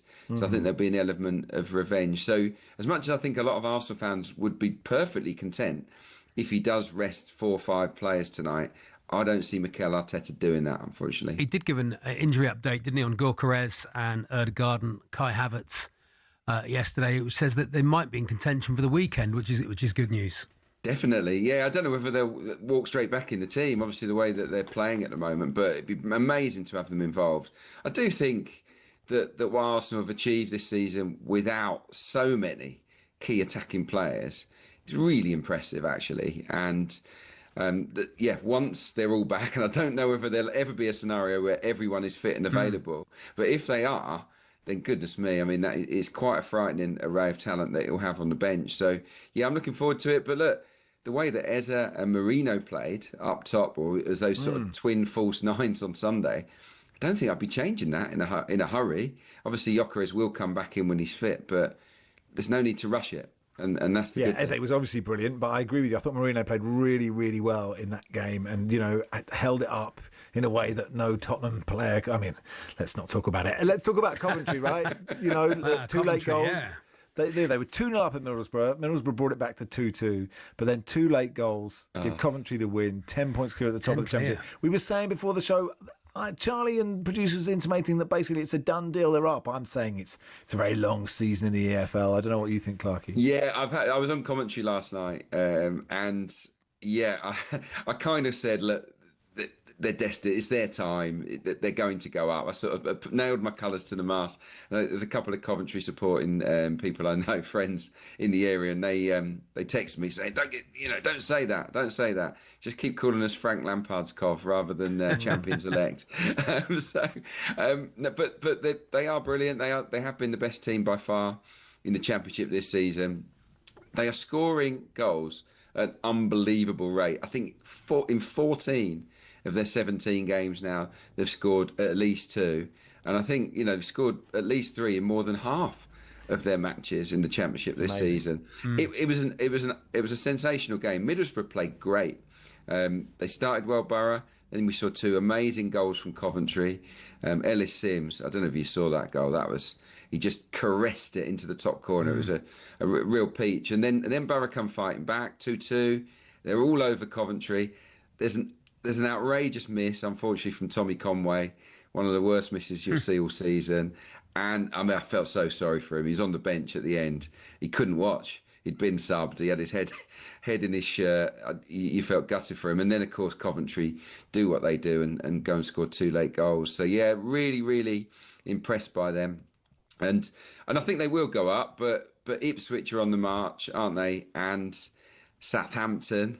are coming from deep, aren't they? And it wouldn't surprise me if Birmingham made a run as well. So it's not nailed on that they'll be champions, but I don't see a scenario where this Coventry team blow it. The only thing I think that can stop Coventry is a major injury crisis. But we're not far off January now, where of course, if you're the Coventry ownership, you've got to dip into your pocket, haven't you? Just as an this is the time, policy. isn't it? This is the chance, I suppose. You mentioned Frank Lampard's Coventry there. You know that's we always mention that. He's done it before. He's got the promotion before. What's the difference, Clarky, when you go up?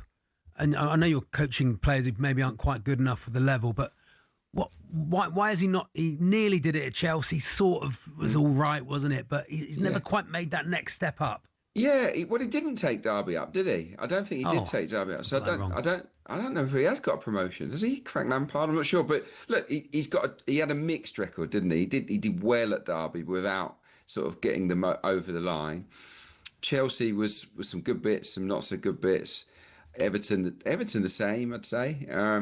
But I don't know. What's really impressed me about Frank Lampard at Coventry is that he hasn't thrown his ego around. He could have gone in there and said, I'm making this my team, you lot go, I'm bringing in all these players. And he hasn't. He's just recognised, you know what? Mark Robins had some really good players, and I think I can work with this lot. And he's just made one or two little tweaks, but only 2 or 3 signings in.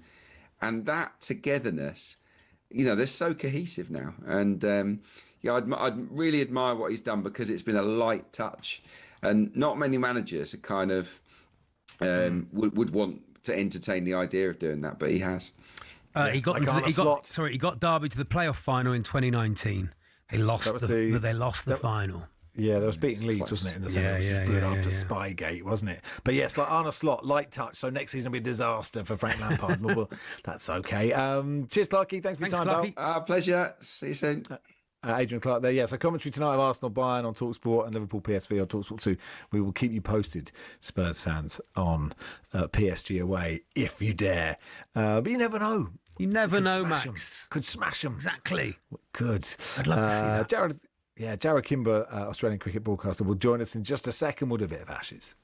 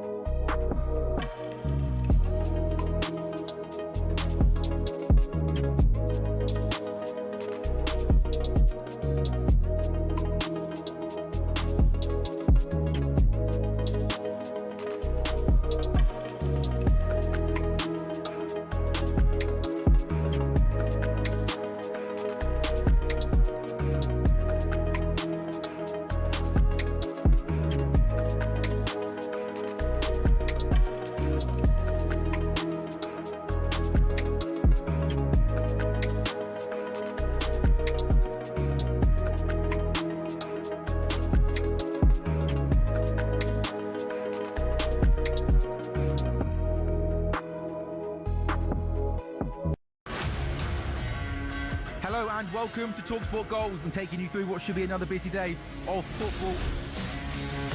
Chance to win it! We don't need to do that, guys. I'm going to owe you an apology. How would you get to that conclusion? That's a weak mentality. Oh, get out of it.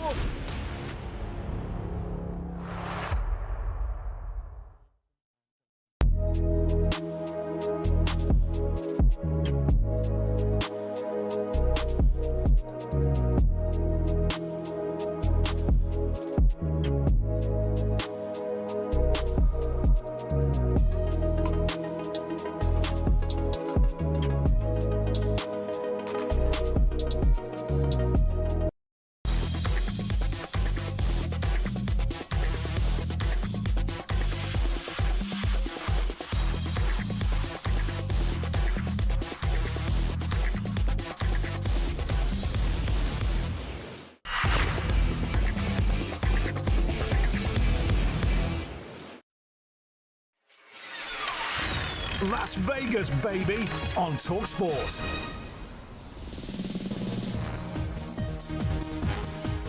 Here we are, we're all in Vegas. Yeah. We're just on the strip. Walking down the strip. Yeah, I'm off to see Tom Jones. I'm off to see Barbara Streisand in residence. Anyway, you probably entered this. Yeah, you probably entered this competition already, but just in case you haven't, in partnership with Virgin Hotel Las Vegas, you could be flying upper class from London to Vegas, checking into a luxury spa villa for 4 nights at Virgin Hotels Las Vegas. We'll take you to see Las Vegas Raiders take on the Kansas City Chiefs. To top it all off, you'll get £5,000 in cash to play with.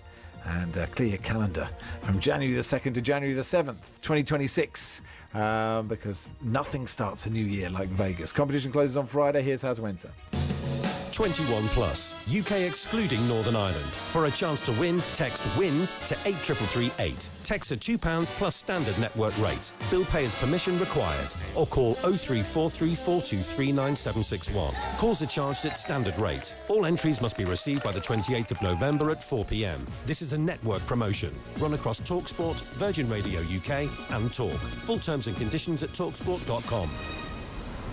All right, let's do a bit of Ashes in the company of Australian broadcaster Jared Kimber. Hey, Jared. Hey, mate, how are you? Yeah, good. Yeah. Let's do some Ashes after that scab's healed. Let's pick it again. I'm okay, Jared. I had hope. Like after that first innings, we bowled like the West Indies in the 80s. I thought this is the time. This is our time. But it wasn't. It wasn't our time. Lots of people say stuff. There's extra time to say stuff.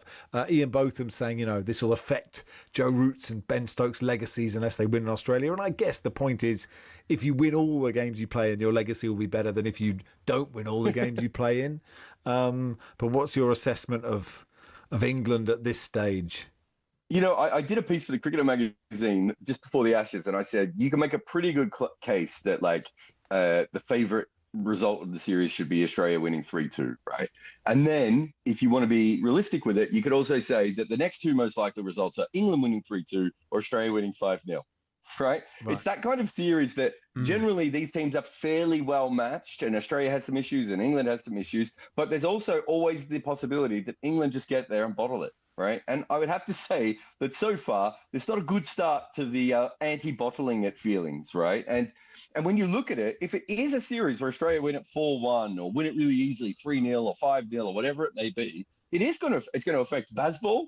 It's going to affect the current side. It's going to affect Ben Stokes' legacy. It's going to affect Joe Root's legacy. It's going to affect everything because that's the problem with English cricket. All they ever do is think about the Ashes. And then you go to Australia and you play a team who's really, really good, who usually wins at home, and you lose, and you're like, we have to throw it all out and start again. That's basically the pattern, and it has been the pattern for about 40 years. Oh, well. I don't feel like we bottled it. I feel like we almost did the opposite, got too confident, went out and tried to play our Bazball game and try and hit you off the park and just caught a cold, basically. No, I think they bottled it. They were massively ahead in that game. They were about an 80% chance of winning that game, and they ended up getting absolutely smashed in the face. I mean, I get your point. Look, I think they wanted to play their game, but why do that when you're massively in front? Why not then? At that point, that's when they should have said to themselves, wait a minute, let's just go in a different way. So no, look, they were you can't get shorter price favourites in Australia than what they were at lunch on day 2, and from the next 2 hours or 4 hours, they basically lost that game, right? So in 4 hours, they went, they lost it.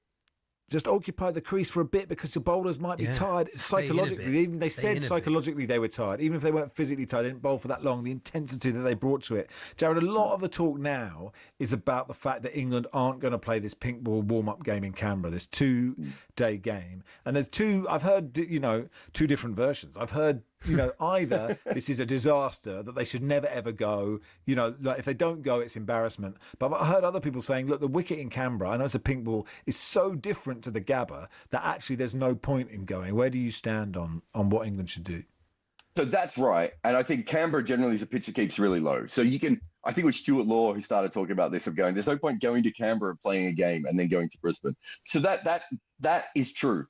The thing that I would say is, some of these guys have never played with a pink ball before. So yes, the pitch would be different, but don't you have to get used to the pattern of pink ball cricket, which is completely different to red ball cricket, right? And you're talking about one team who are the world's leading experts in day-night test cricket, right? They've lost one game ever. They've played like double the amount the next closest team has played, right? And then you got another team where you got guys turning up who've never played a pink ball test match before, never even played with the pink ball in some cases. So yeah, you're right. Canberra probably not the most ideal situation, and I think you could definitely have that conversation. But the pink ball is different. Like that, I know it's not just that the color of the ball is different. The color of the seam is different, and it does different things at different times. It's just different. I would want to practice against it, even if I knew that the next game was going to bounce more. But yeah, looking back on it, they probably should have played they probably should have asked for this warm-up game to be somewhere that had a bit more bounce in Canberra. Yeah, I don't think it should be allowed, the pink ball test myself. I think, if you're going to do that, you should have a game on the beach and like a tape ball game. And you can't just change the ball all the time. It just feels a bit cheaty to me, Jared. Well, I mean, look, when it comes down to it, if you want me to go through the history of cricket, all we've ever done is change things. It's just you went around for a lot of the other changes, yeah, that's right? True. Sure. England didn't have covers on their pitches when the rest of the world had covers on their pitches. So that was allowed. That was okay. I don't think any wins that England ever had on uncovered pitches should count. Just the opposition. But no, look. The truth is the pink ball's rubbish, right? And it's not probably fit for this kind of an event. But it makes sense from a marketing point of view and from a viewership point of view. One of the reasons that Test cricket struggled, it's not struggling in the last 5 years, but one of the reasons it struggled over the previous 25 years is it's not in prime time. Right? There aren't many major sports that survive not being in prime time, and they found a way to do it. It's just they haven't invested any money in it. And that's why you have to get used to this pink ball. It does not react like a white ball, and it doesn't react like a red ball. And it is tricky at times for batting and bowling. And England are going to turn up against Mitchell Starc, who might be the best pink ball bowler that's ever been, Travis Head, who might be the best pink ball batter we've ever seen, and Jamie Smith's like, wait, what colour is this ball? Can someone show it to me before I go out and bat? Be great when you lose, wouldn't it? Wouldn't it be great when you lose? More importantly, does this mean that this show isn't prime time? Because this is when this is absolutely this is devastating to discover this now. This is radio prime time. But maybe that's why cricket was played in the middle of the day, because radio was bigger than TV. Maybe that's how it all works. Thank you, Jared. Have a good day. Thanks, pal. Jared. Cheers, guys. Jared Kimber there. For all your Ashes content, subscribe to the talkSPORT Cricket YouTube channel and listen to the following on podcast feed. You're listening to Rushden Baker on talkSPORT in partnership with Toolstation. Check out Toolstation. Unmissable deals, great offers on hundreds of trade brands. Next stop, Toolstation. It's Max and Charlie here till 4.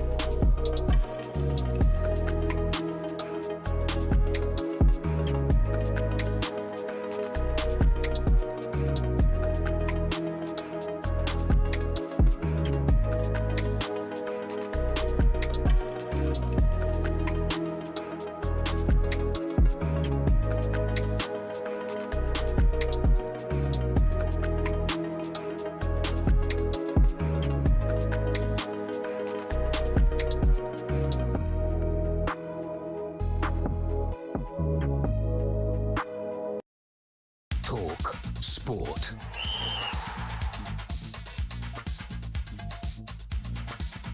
Good afternoon with your headlines at 1 minute past 3. I'm Uma Gurav.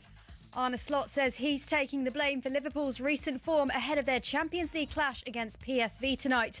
But with 8 defeats in their last 11 matches, should Mo Salah be shouldering more responsibility too? Danny Murphy reckons so. Mo could come out. Yeah. He's a legend. The fans love him. He could come out and appease a little bit or take some blame himself. Do whatever. Just put yourself out there.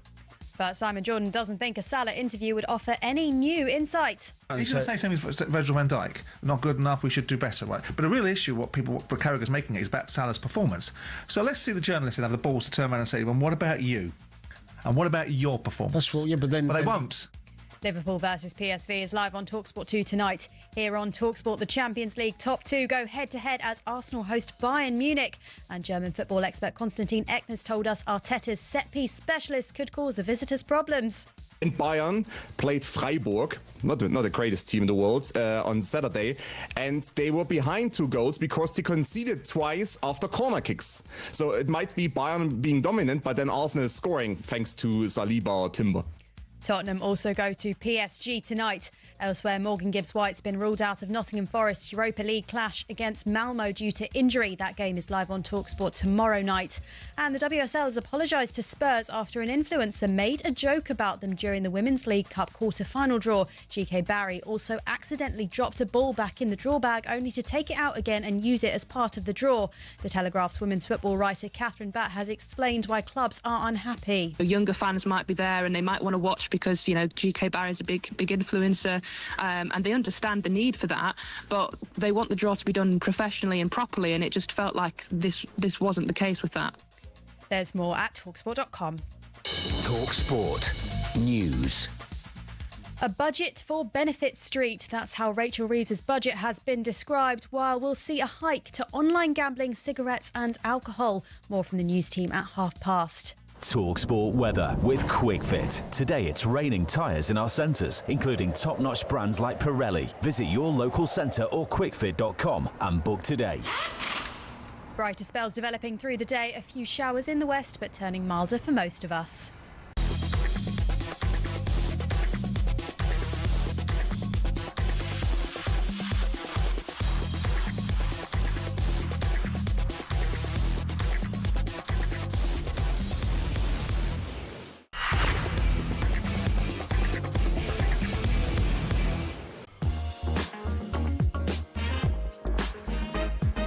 Afternoon, you are listening to Good afternoon. H&J on talkSPORT. Max Rush and Charlie Baker with you until 4. The budget was leaked. Of all the things to, I imagine if something came out that I was desperate to see, It's too what I see. Imagine if Star Wars had been leaked. You'd be like, oh my God, this is so exciting. But like someone's got to read the budget and then explain it to me before I can really have any strong opinions. Anyway, there were fears, and we chatted with Rupert about it a few weeks ago, that there would be a kind of blanket increase in tax on all gambling, and Rachel Reeves has confirmed that online betting on British racing will be exempt from a tax rise and will remain at 15%. So Rupert is on. Rupert Bell. Hey, Rupert. Good afternoon, Max. Greetings from Villamora, where I'm trying to play golf badly, but never mind. Slumming it as ever, Rupert. Absolutely. Well, you have our sympathies. Now, so this seems like good news for racing, doesn't it? On the face of it, yes, because the lobby that racing have is to protect that for the betting at 15%. But I do think, and that can be seen as a short-term victory for the sport of racing. But there are so many other external pressures coming at the sport. You look at racecourses, they have now to run their venues. We've seen an increase in national insurance, and the hospitality industry is under, has great strains being placed on it with the increased costs. You look at Cheltenham, they have a huge number for the festival of temporary staff. So there's not just the question of betting tax. Yes, that looks good, and racing can breathe a huge sigh of relief in respect. But there are wider implications for bookmakers with the increase in sports betting, the casino area, and you just wonder whether if you suddenly find that you're betting on other sports, which will go up next year, maybe people might be driven potentially to go to the black market, which is becoming an increasing problem for the betting market in a way. That there's much more out there, and that's going to be, which is just a free-for-all. And that's part of the problem with these increasing taxes. Could it drive regular small-time punters away or other punters away to find ways of trying to make more money? It's not straightforward for the sport. But racing, yes, can be pleased with its lobbying, that it can see itself protecting some of its assets. But betting revenues going down for racing, so it may look good on paper, but there are still huge issues for the sport. Right. So, I mean, it does seem unlikely, Rupert, that some, just your average Joe who puts a few quid each way on a horse is going to try and find like a black market, illegal bookmaker somewhere.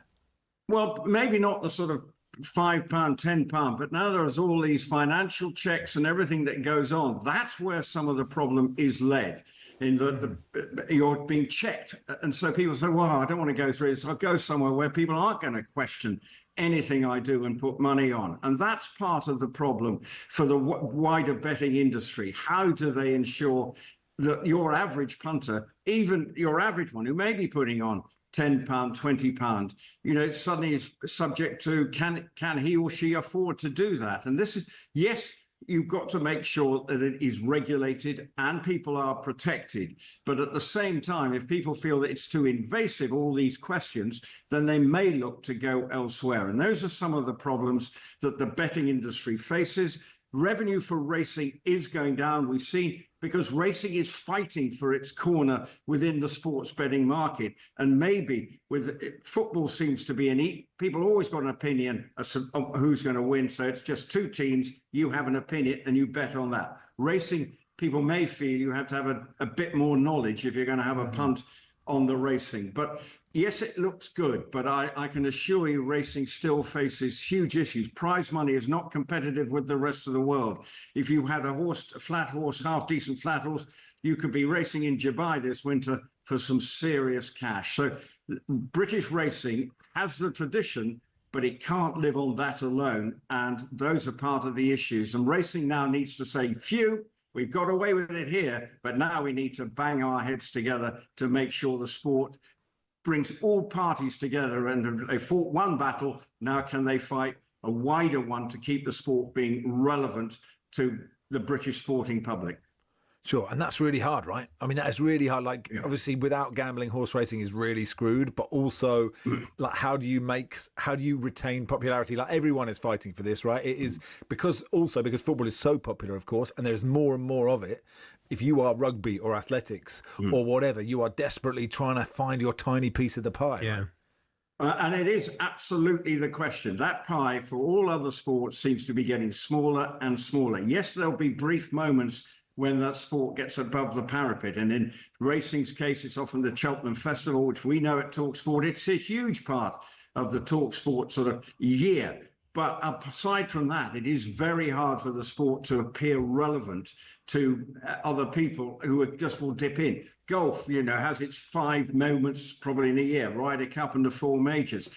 All sports do struggle to get out and make themselves heard with the great behemoth that is football. And look, we all love football and we understand, but those lovers of other sports, it's very hard to make sure that their voice is still heard. And racing has got to make sure it finds a way to pull together so it doesn't look like it's got a faction here and a faction there, because people will just go, well, they can't sort themselves out. Why should we support them? They just seem to be squabbling the whole time. This might be the big wake-up call, huge sigh of relief, no increase in betting tax. Now they can come together and see if they can move the sport forward to preserve its long-term future. All right, Rupert. Thanks, pal. Enjoy the golf. Thank you, Rupert. No problem. Thank you. Rupert Bell there. The British Horse Racing Board, BHA, have just welcomed the decision to sort of stop that tax rise on horse racing gambling. Rupert Bell there, our racing correspondent. Question for you, Charlie. Yes. While we're on money, how much would you pay for Jennifer Lopez to perform at the wedding of one of your children? I mean, I'm not a massive Jennifer Lopez fan. Okay. I know she's still Jenny from the block. Of You course. know, I'm very aware of that. She's told us that a few times. Okay. She's still. What is she now? 50. I mean, it's not. I know it's not Thursday. I know you're good at guessing ages. What is she? 56. 56. Yeah. So I'm sure she'd put on a good show. Is it just music she's doing? Is she doing a raffle or anything as well? Is she doing a meat raffle? Would you have a meat raffle? I'm just wondering. I'm just wondering what else she's offering J Lo. I think when you're Is she playing the hits? Is she turning up and doing? I don't think she's going to do the some new new album. She's not going to do some new. Let me just play some new stuff. I don't think so. A billionaire paid £1.5 million for J-Lo to perform at his daughter's wedding. Yeah. A celeb-packed lineup to celebrate Netra Mantena tying the knot with tech entrepreneur Vansi Gaderaju. Far be it for me to say like more money than sense on that. Of course. On that. But I think having J-Lo at your wedding, I mean, she's a good-looking woman, Max. I think she's going to... She's 56. I don't think he's going to run off with J-Lo. You know, she's going to outshine the bride. It's not... I don't think it's going to end well, that. I just can't see... It's not like an intimate family wedding. She'll want feeding, Max, as well. She won't just turn up. She'll want something backstage to eat. I think, would you probably a couple of pasties or something? She'd like... J-Lo will want at least 2 pasties backstage. I reckon maybe a flask of soup. Did you have a raffle at your wedding? Did you have a raffle? I'd love a raffle at a wedding. I think a raffle at a wedding is a good call. Like, if you're planning a wedding, a raffle at a wedding is a great shout. There is some downtime, isn't there? Do you think just after the ceremony and before the first, instead of the speeches, reception? 9 out of 10 speeches are awful at weddings. Oh, yeah. People cannot do it. And you think this is no good. I tell you what we prefer, a raffle or a tombola. And do you get a free ticket or do you have to pay for them? As part of your invite, please keep hold of your invite. It is also a raffle ticket. Oh, that's really good. And it's are you just doing meat or is it other things? Meat. There's meat involved. Okay. Maybe a trip away somewhere nice. Tickets for something. You know, people can bring their own prizes for the raffle. Oh, I see. I always think of those sports dinners where the old 2 pasties Lopez is this text, of course. Notorious. 2 pasties at least. You're at those charity dinners. Yeah. Not every listener will have been, but a lot of people listening will have been to something like this where they go and, lot number 4 is Carl Fogarty's leathers. Yeah. And you're like, this is more an auction. An auction? And you're like... And then someone bids like £20,000. Yeah, you're like, what am I going to do with Carl Fogarty's leather? I can't get on an e-bike.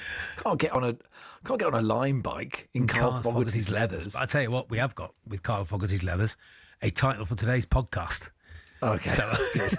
Yeah, that's what we needed. It is Max and Charlie with you till 4. Paul McVeigh, our former footballer, played for Norwich and Spurs, is now a psychologist and has written a book called The Psychology of Leadership, and we will chat to him in just a second.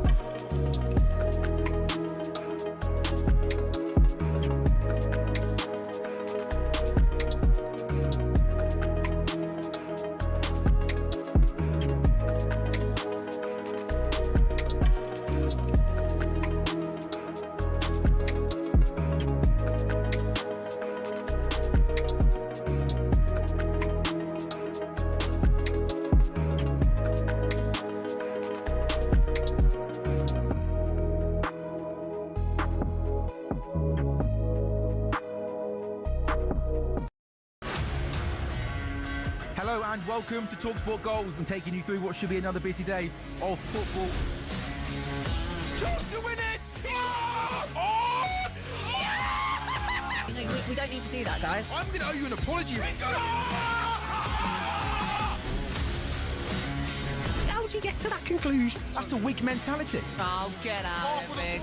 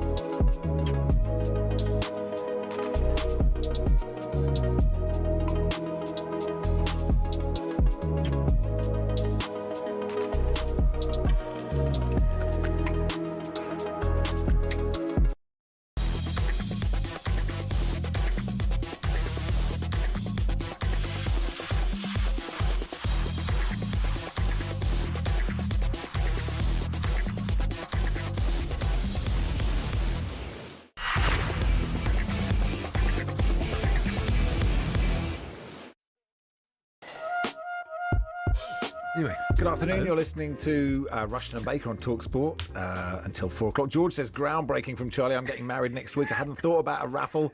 Hashtag woke Wednesdays. Paul says, can you send me a flask of soup, please, boys? I'll pass it on to J-Lo. Times are tough. Thank you.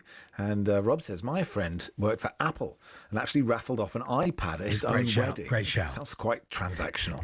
He was really frustrated when a friend of a guest turned up at the reception, was given a ticket last minute and won the iPad. Some guests have been there all day. Evening do can't win the raffle. Some stranger wasn't even invited, won the bloody iPad. Anyway, let's welcome our next guest, Paul McVeigh, former Norwich and Spurs midfielder, now a performance psychologist, to the studio. Has written a book called The Psychology of Leadership. Paul, welcome.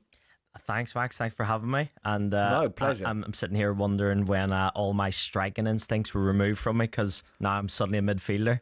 I thought I was at least an attacker, striker. Do you know what, Paul? You're like Nigel Worthington. They just drag me back into defence as much as possible. And do you know what? That is a terrible mistake on my part, because I knew you were a centre forward. But then sometimes you go a bit Ron Burgundy on this. You just do whatever you want. What I'm doing here, which I presume is not great leadership, is I'm throwing some of the producers under the bus, and I'm blaming my underlings because they are useless and they have let me down once again, Paul. I'll kick Sean on the way out. No problem. I'm in Georgia.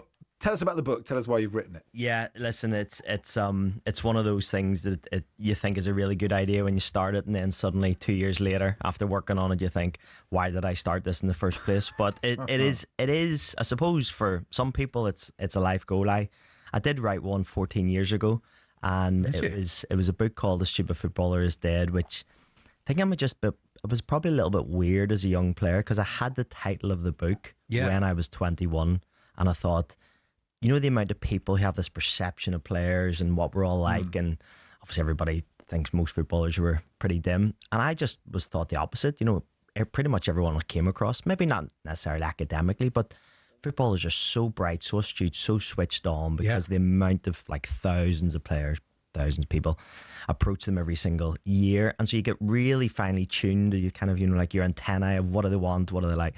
So I just thought players were really astute. So I had that title, wrote that book 15 years ago.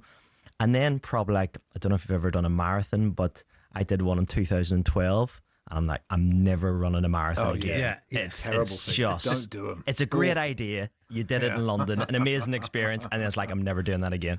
And I kind of thought the same about the book, but 14 years later, it finally got round to it. So it was one of the subjects that I talk about when I'm delivering my keynotes for the companies I speak for around the world, and it's on the psychology of leadership, or the psychology of teamwork, or the psychology of performance, or generally the topics. But I thought that was a bit dry for the title of a book, The Psychology of Leadership. And interesting, in the book, I interviewed 15, what I call, really amazing people, incredible leaders around the world. So everything from sport, so you have your Carl Framptons in there, 2-weight world champion boxer. You've got your Emmanuel Petit, who obviously everybody knows from here. Who else did we have? We had Mike Saray, US Navy SEAL from SEAL Team 6, just incredible guy. Loads of business leaders. And then we had a lady from America who was the first female GM of a Major League Baseball team. So Emily Janssen, and kind of opening up the conversation with "So Emily, what's leadership to you?" And she went, "Well, it's not about you, Paul, is it?" I just had that moment of, yeah. And interestingly, all of the other 14 conversations, it all came back to essentially empathy seemed to be the number one trait that most leaders that I'd spoken to really highly valued. And so when she said that, I said, can I steal that for the title of the book? Because that's probably a better hook rather than just the psychology of leadership. So it's actually the first in a series of 3. So next year, it's taken me 14 years to do my second. Next year, we're going to do It's All About You, psychology of performance. And then the year after that, in 2027, we're going to do It's All About Team, psychology of teamwork. So It's Not About You is the title of the book. What's the common theme with all those people that you met, and also the common theme in great players and great managers that you've played with? Definitely, it was, especially from the leadership point of view, you know, people who not necessarily you're in charge of, but they're in your charge. So how do you maximize their potential? How do you give them the platform to succeed? And interestingly, with my, I suppose, my evolution through my career of football for nearly 20 years, 15 years as a keynote speaker, and now we have a business called the Leadership Club. So we essentially have gone from, or I have, delivering one-off sessions to now we deliver long-term leadership programs for companies around the world. And that means it can't be about me. I can't be the only one who's responsible. So now we have a team and we're delivering this for lots of organizations. So I'm trying to think, well, I'm bringing people in. I have to trust them. I need to get them to the top of their potential. So how do I do that? So it's about empowering them. It's about creating the right environment for them to flourish, as opposed to micromanaging, staying on top of them, making sure that I'm, okay, what have you done? Tell me what you've done, as opposed to giving them the trust and ability to flourish. So everybody I spoke to, that's what they said. So give an example. One of the guys we spoke to was Alex Cruz, former CEO of British Airways. And he says, well, Paul, it's all about the people. And interesting, of course, not, you know, I know this is a sport and channel, but of course AI is just everywhere and everyone seemed to talk about and worried about it. And yet every leader I talk to is like, it's not AI, it's how can the people use AI that's going to be the biggest difference going forward. So everyone, bar none, that I spoke to, whether it was sport, business, military, it's all about how can we get the best out of our people, and that's essentially giving them the platform to succeed. When I'm on Instagram, it tells me that if I get out of bed at 5 o'clock in the morning and drink a green tea, I'll be the CEO of IBM in about 2 minutes. So how in this world now do you kind of separate yourself from what I would say, what appears to be quite a grifting world? That's a great question. Honestly, thank you so much. Great question, Max. Probably your first ever. So it's what. No, it's interesting is that. So one of the things we do, because we don't just want to go and deliver programs and try and bring in our experts, we also want to bring in a community of leaders. And so we had the chair of IBM at one of our dinners in May. Her name's Nicola Hudson. She's from the Northwest. So just amazing that a female, you know, leader is the chair of IBM. And the things that people do on social media versus I suppose the relentless pursuit of how do you keep improving? How do you get better? How do you continue to adapt and evolve to all of the constant challenges, whether it was dealing with people, dealing with COVID, dealing with budgets, actually hitting these targets, whatever it is, you know, I think there's the insights that people share from their lives is probably something that would probably maybe ham up a little bit. And maybe that person who is getting up at 5 o'clock, Max, it'd be really interesting if they get up every day at 5 o'clock. Now, interestingly, I have 2 young kids, so I get up really early now. So terrible choice, terrible idea, Paul. Me too. What are we doing? The myth, the big myth. So yeah, absolutely, we're falling into the trap. But the point is that whenever I'm getting up, again, because of the way that I'm living my life, I need to get up early so that I get into bed early. And this is really fascinating. I know this is probably a bit too much on a public channel like this, but I felt like for 20 years, I had to be one of the most disciplined people on the planet. Yeah. Definitely in the country, to try and play Premier Top League, level, international football, professional football, competing against the best. I think you just have to be. And then for 15 years, I've said, my discipline has just up and down, waved and then disappeared over the years. And I've now got back to that stage of going, I feel like I need to prove to myself that I am that disciplined again. Because I was like, where's that gone for 15 years? Okay. So interesting, I stopped drinking 18 months ago. Now, I know this is a bit of a revelation for an Irish guy to stop drinking, because when I go home, people are looking at me very strangely. But it's one of those things where I never thought I could do it. And interesting, a lot in the book is around beliefs and actually the limiting beliefs that we have for ourselves. And I remember, I talk about it in the book and even in the book launch last night in London here. I said, I met Jurgen Klinsmann on my first day ever at Tottenham Hotspur in 1994. Now, the impact that had on all the players around us at the time was probably like, this is amazing, I'm training with a World Cup winner. But for me, as this young kid from Belfast, I'm looking at this guy going, I'm never going to get to that level. How could I ever compare to that? So that limiting belief that I had from the very first day I arrived at Tottenham Hotspur. Wow. And interestingly, last night, Chris Hughton was actually at the book launch. Sure. And he was Lovely almost guy. like just the best, but also an incredible career, one of the most successful guys in football. The fact that he took me under his wing, almost like surrogate dad for me, and he's seen that development of me not believing in myself all the way, and we fast forward nearly 25 years, I played in a charity game for Norwich City at Carrow Road in front of 25,000 people, and Jurgen Klinsmann was playing for Inter Milan. Now, we did lose 2-1, but I did score and Jurgen didn't. But the best part about this was, afterwards, I brought my Spurs debut shirt that I'd made in 1997 playing up front with Teddy. And whenever I stood next to Jurgen Klinsmann as a 42-year-old guy at the time, it was probably one of the proudest days of my life, because suddenly I wasn't this young kid trying to compete with this. I was now peer-to-peer, man-to-man. We'd both gone off and had our own separate career. Now, yes, he has a World Cup winners medal and I don't, and he's probably scored a few more goals than me. But it was the fact that it's taken nearly 25, 30 years of me working on my mindset and psychology to get to the position Be of comfortable. This is where we're at now. It's Not About You is the name of the book, Max. Yeah, and he hasn't written 2 books, has he, Jürgen? Unless he has. Exactly. Unless he's Probably. like a keynote speaker. Probably has. Every time you... Oh, no, they've booked Klinsmann again. Oh, for goodness sake. What's he I'm ever on done? after Klinsmann. Exactly. Hey, cheers, Paul. Thanks for coming in, pal. Really appreciate it. Pleasure. Paul McVeigh there. Yeah, the book is called The Psychology of Leadership. Paul McVeigh there, former Norwich. It's called Spurs It's Not About striker. You. Of course. It's called It's Not About You. Yeah. It's not about you. It's not about you, Charlie. I know you're holding it. It's definitely not. No. The book is called It's Not About You. I'm just sort of saying that. We've said the wrong title of it a few times. So I'm just saying, if people want the book, it's called It's Not About You. It's called Not About You. Does it not have another thing at the bottom? Yeah, that it says, The Psychology of It's Not Leadership? About You, The Psychology of Leadership. Yeah, okay. But the title of the book is It's Not About You. Okay. Just heard Paul laughing as you were saying it, and I was like, we'd better get the name of the book right at least. Once again, I'm not going to throw anyone under the bus. Showing bad leadership from me.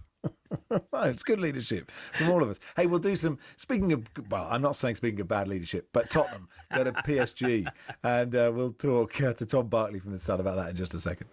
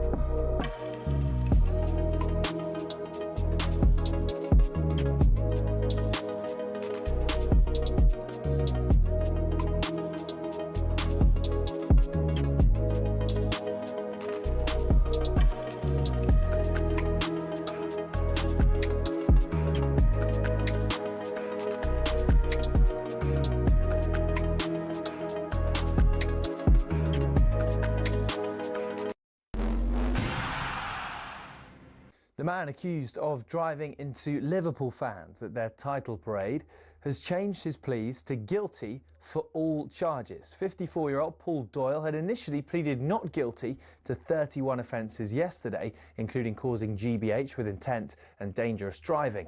More than 130 people were injured at the parade in May. He will now be sentenced in mid-December. Now, we've been waxing lyrical about Esteban after he scored in Chelsea's 3-0 win over Barcelona and outshone Lamine Yamal. But just how good is he? Danny Murphy reckons, let's turn it down a bit. Yeah, I think you can see a super talent when you see one. He's obviously got an abundance of talent and he's going to be a top player. To start talking about him in the same breath as Ronaldo is ridiculous. This evening it's the turn of Arsenal, Liverpool and Spurs in the Champions League. We'll be at all 3 games across the talkSPORT network. And in the Championship, Coventry are seemingly on a tilt for the Premier League after a 25-year absence. They're 10 points clear at the top after a 4-2 win over Middlesbrough. But Frank Lampard predictably is playing down their league position. What we're trying to do is do our thing.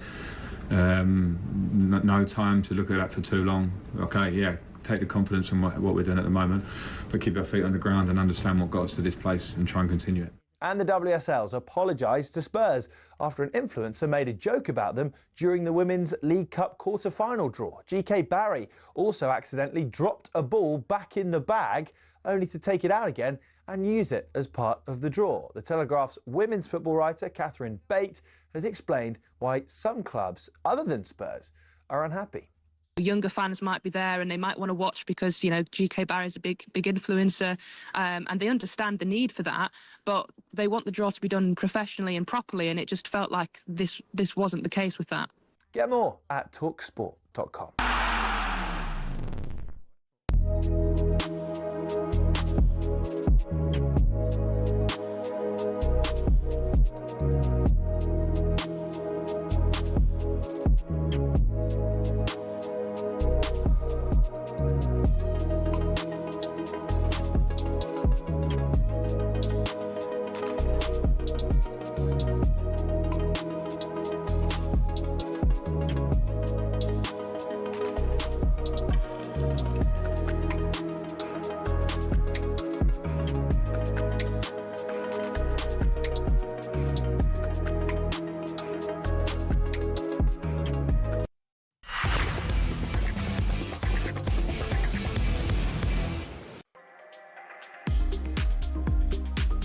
Afternoon, you are listening to the Rushden Baker. What is it? That's it, the Rushden. What it is. We can't remember the name of the book, and now we can't remember the name of the show.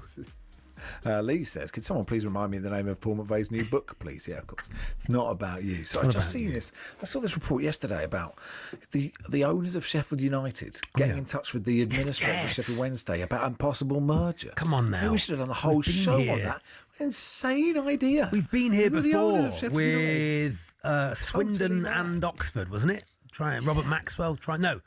Oxford and Reading, wasn't it? Yeah, I mean, that would have been bad, but this Thames is like, Valley FC or something. How does Sheffield United fans think about their owners thinking, here's a good idea? This will go down well. Anyway, let's look ahead to Tottenham's trip to PSG. Thomas Frank's been speaking to the media ahead of the game, saying his side need to bounce back. Thomas, after the North London defeat. With talks and meetings, of course. Let me think. A meeting yesterday, of course, a main meeting, and a meeting today, a main meeting, and mainly about us. How we improve, how we go forward, because in football there's setbacks, and there was a setback Sunday. It's all about how you react, because one thing for sure, you're not going through life without setbacks. You're not going throughout football season without setbacks. It's how you react to it. Tom Barkley is from The Sun, also the author of Miracle in Bilbao. Need a miracle tonight, Tom. Don't Spurs. Hi, Max. Hi, Charlie. It does feel like that playing against the Champions League holders, particularly after that performance at the Emirates. Yeah, and it's just, I wonder, is it the game you want, or would they have just preferred something a bit easier? Because the way they set up against Arsenal, right, and I heard Rory Smith talking about this, saying, look, if Thomas Frank goes there and they play that negatively, but they somehow get a 0-0 or a 1-0, then you think, OK, he's a genius. But to play that defensively, to get that low XG and to get battered, and now to go, well, what do you do now? Because they need to show some intent, but going to PSG and showing intent is not easy. Yeah, it's a tricky one because if you bear in mind that Tottenham almost beat PSG in the Super Cup in the first game of the season, going with the three at the back, obviously went 2-0 up and then conceded 2 late goals and lost on a penalty shootout. You think that's almost the blueprint of how to go at the arguably the best team in Europe, or at least the holders of the Champions League. But because they tried three at the back against Arsenal and were panned for their performance, there's almost you wonder if there'll be a reticence to go down that route again. I don't know whether this is the ideal game to come up against next after the Arsenal game, because say it was Fulham at home, which is a game that Spurs fans will very much be expecting to win at the weekend, it's more pressure. At least this pressure's off here. But then again, if they go and get absolutely thrashed, then it puts them in a more tight spot. It's a really tricky one, Matt. I heard someone say, I think it was after the last time they played in Europe, right manager, wrong players. They just haven't got the players to do anything in the Premier League, and that will come eventually. Do you think he'll get that time, Tom? I hope so.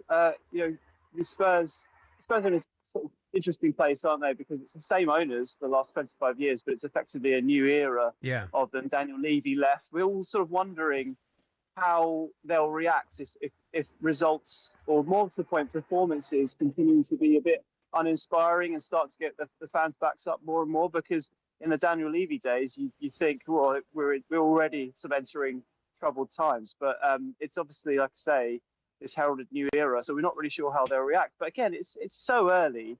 I think a lot of fans are sort of debating whether, first of all, as you say, is the squad good enough?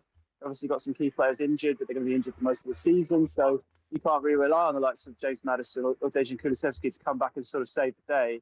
I think the sort of worrying thing from fans' perspectives is that the lack of ambition being shown by the team under Thomas Frank doesn't seem to be improving. He had an okay start to the season with a few wobbly results against Bournemouth and Wolves, but some good ones like the brilliant win at Man City and the Super Cup. But then the Chelsea game at home was the real sort of vibe shifter, where they were so bad and the XG was so poor that really sort of escalated the worries of the fans. And then that was followed up by the Emirates performance or dismal display at the weekend. So, it's a tough spot that Thomas Frank's in right now. I mean, the back four is good. Like, the defenders are good players. You know, they've obviously got Romero and Van der Ven as a good centre-back pairing. The keeper's done, Vicar's done pretty well. In front of that, they've got players who you think are good, but you sort of can't work out how do you fit these guys in a way. The midfield is interesting. Quite often plays Palhinha and Bentancur, which isn't that positive. And then they have a real problem at centre-forward, I think. Yeah, certainly. There's no doubt that Dominic Solanke's been a huge miss.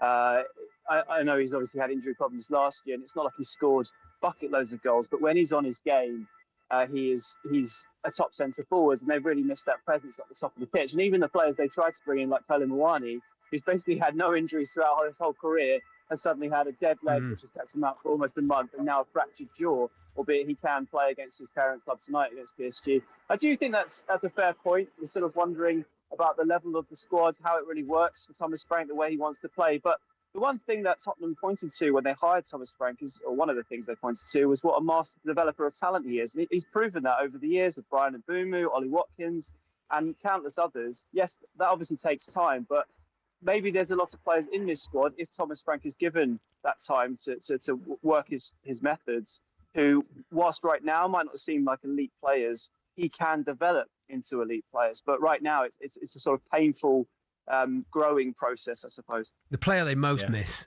is Morgan Gibbs-White. Because they tried to sign that, and he would have been and they've got no talisman. You know, they've run out of talisman.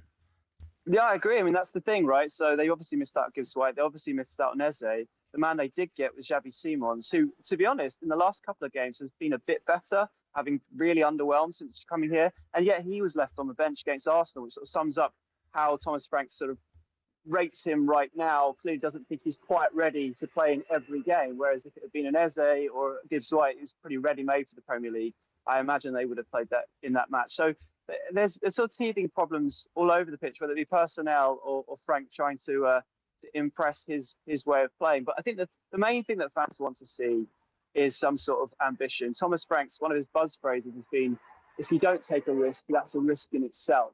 But to be honest, in the last couple of games against Chelsea and Arsenal, it's felt like they've taken no risk whatsoever going forward, and it's really cost them. Yeah. Cheers, Tom. Thank you, enjoy Tom. the day. Enjoy the game. My pleasure, guys. Tom Bartley there, a journalist, author of The Miracle in Bilbao. Yeah, we've had him in to talk about that book, actually, The Miracle in Bilbao. It's very, very good, and a good present for your Spurs supporting family this Christmas. That sounds like a Michael Caine line. We've run out of talisman. What we need is talisman. We need some talisman. Yes. Is it talisman? Am I saying that correct? Yes, I am saying it correct. Talisman. Yeah. Talisman. Where's that derived from? Talisman. Yeah. What was Taliswoman? So producer Sean's saying, let's break. This is interesting language chat. Anyway, Christian the etymology of talisman. Yeah. Christian Fuchs, maybe he knows. He's the new Newport County boss, Leicester legend, of course, and he'll join us in just a second.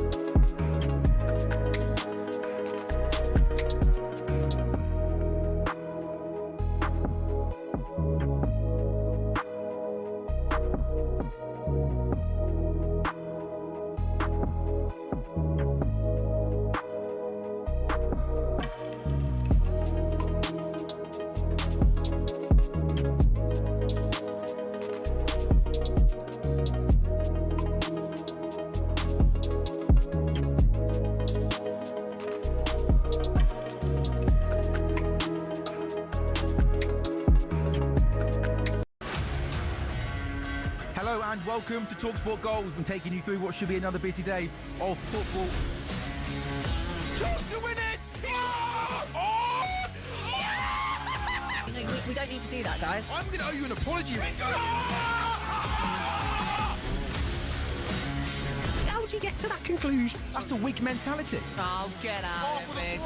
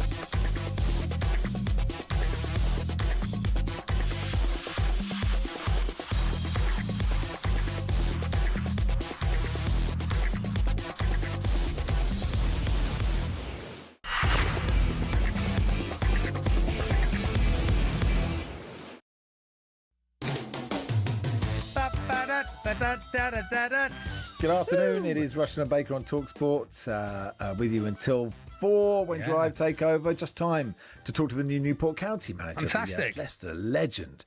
Christian Fuchs joins us. Hey, Christian. Hey, Christian. Hello, guys. How are you? Very good. How's Rodney Parade today? It's not raining. No, that's rare. I've been there a few times, and it's always rained every single time, Christian. Is that right? Well, it charges the character, I guess. Now, Christian, I mean, it's a lot of people, when they go into management, you try and pick, where am I going to set myself, where I'm going to start. The bottom of League Two is probably the bravest place to begin, Christian. How many people have said to you, why are you doing this? Well, at least I know what's coming up, right? Yeah. At least there's no surprises the other way. Well, no, I got a lot of support, to be honest, and a lot of encouragement. And to be honest, the first couple of days that I've been in here now have encouraged myself as well. Players have been nothing but great. So is all the staff, front office. Everybody has been incredible, welcoming, and looking positively forward to, the end of the season, to the rest of the season. There's a lot of potential in the team. I think they have just, they just had a bad spell so far in the season, right? But quality-wise, with the players that I have, I'm very confident that we can turn it around. Your journey, some fans won't know, you were out in the States, you were assistant under Dean Smith. That is correct. Yeah. So tell us about what that was like and why you wanted to go into management yourself. Well, obviously, as every player, when they get to a certain age, the knees start to hurt.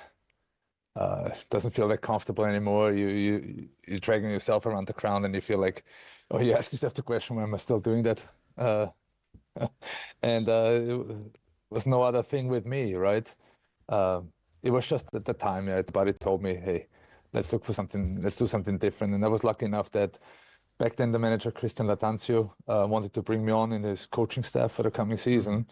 And I was pushed right into the cold water, right? The players that I played with, that were my colleagues, my friends, right? They trusted me, suddenly saw me standing on the other side. So that was a little bit, let's say uncomfortable to start with, but top professionals, and made the transition for me very easy. And it's always been one of my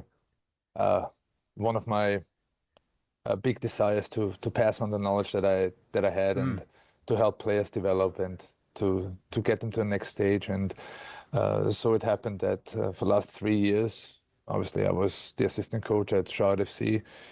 Like you said, I had the pleasure to work with Dean Smith, who was a great mentor to me, great man manager.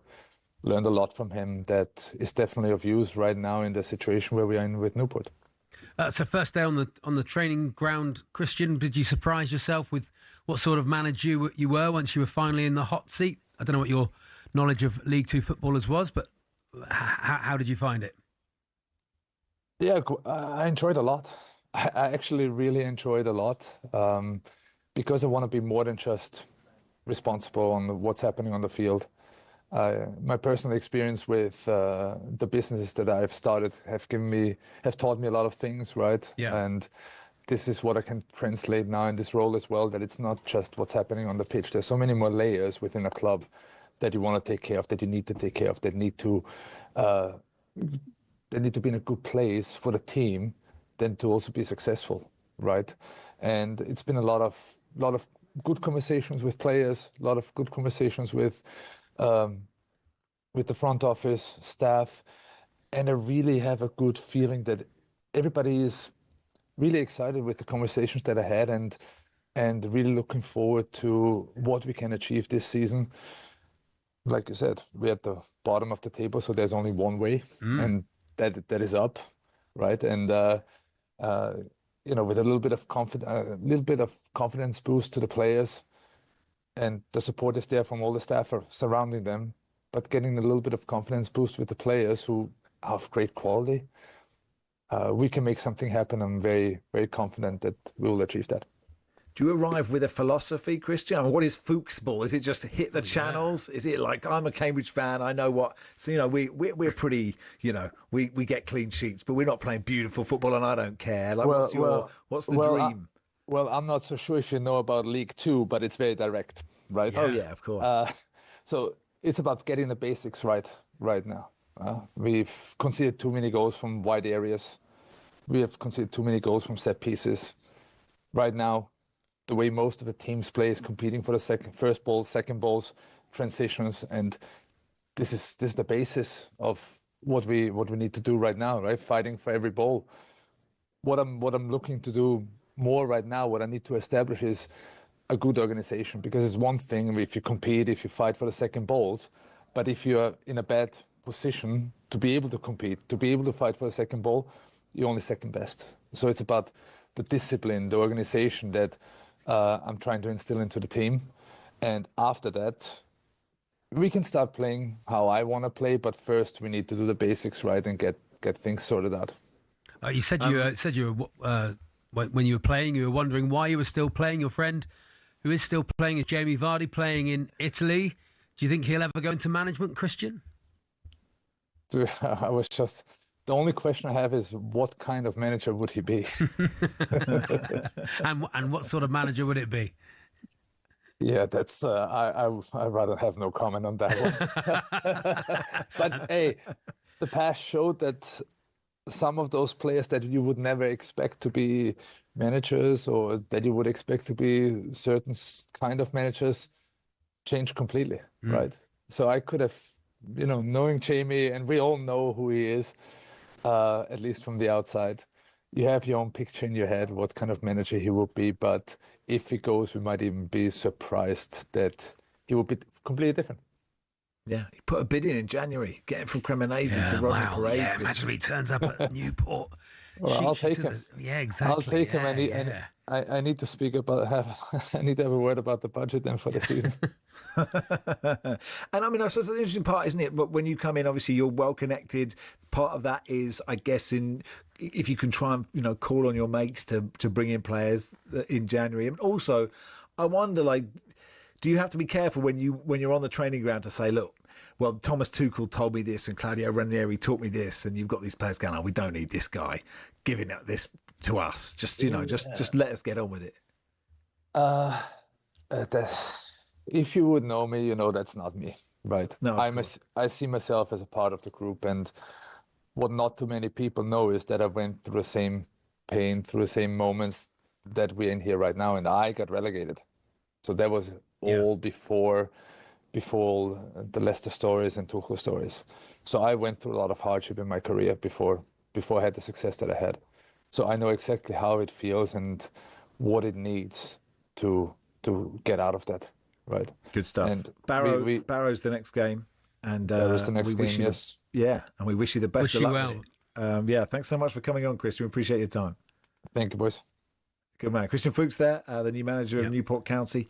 And can I recommend some of the players at Hornchurch to him, who are currently top of the National League South, doing very, very well. You could be a scout. A few of their players are excellent. He wants to go in and get a few of those, I think. Okay, all right. Well, hopefully he's heard that bit when he's still on the line. All right, thanks, Jolly. I had a nice time. Thanks, Max. I really enjoyed it. Andy Goldstein and Gabby Agwon-Lahore next.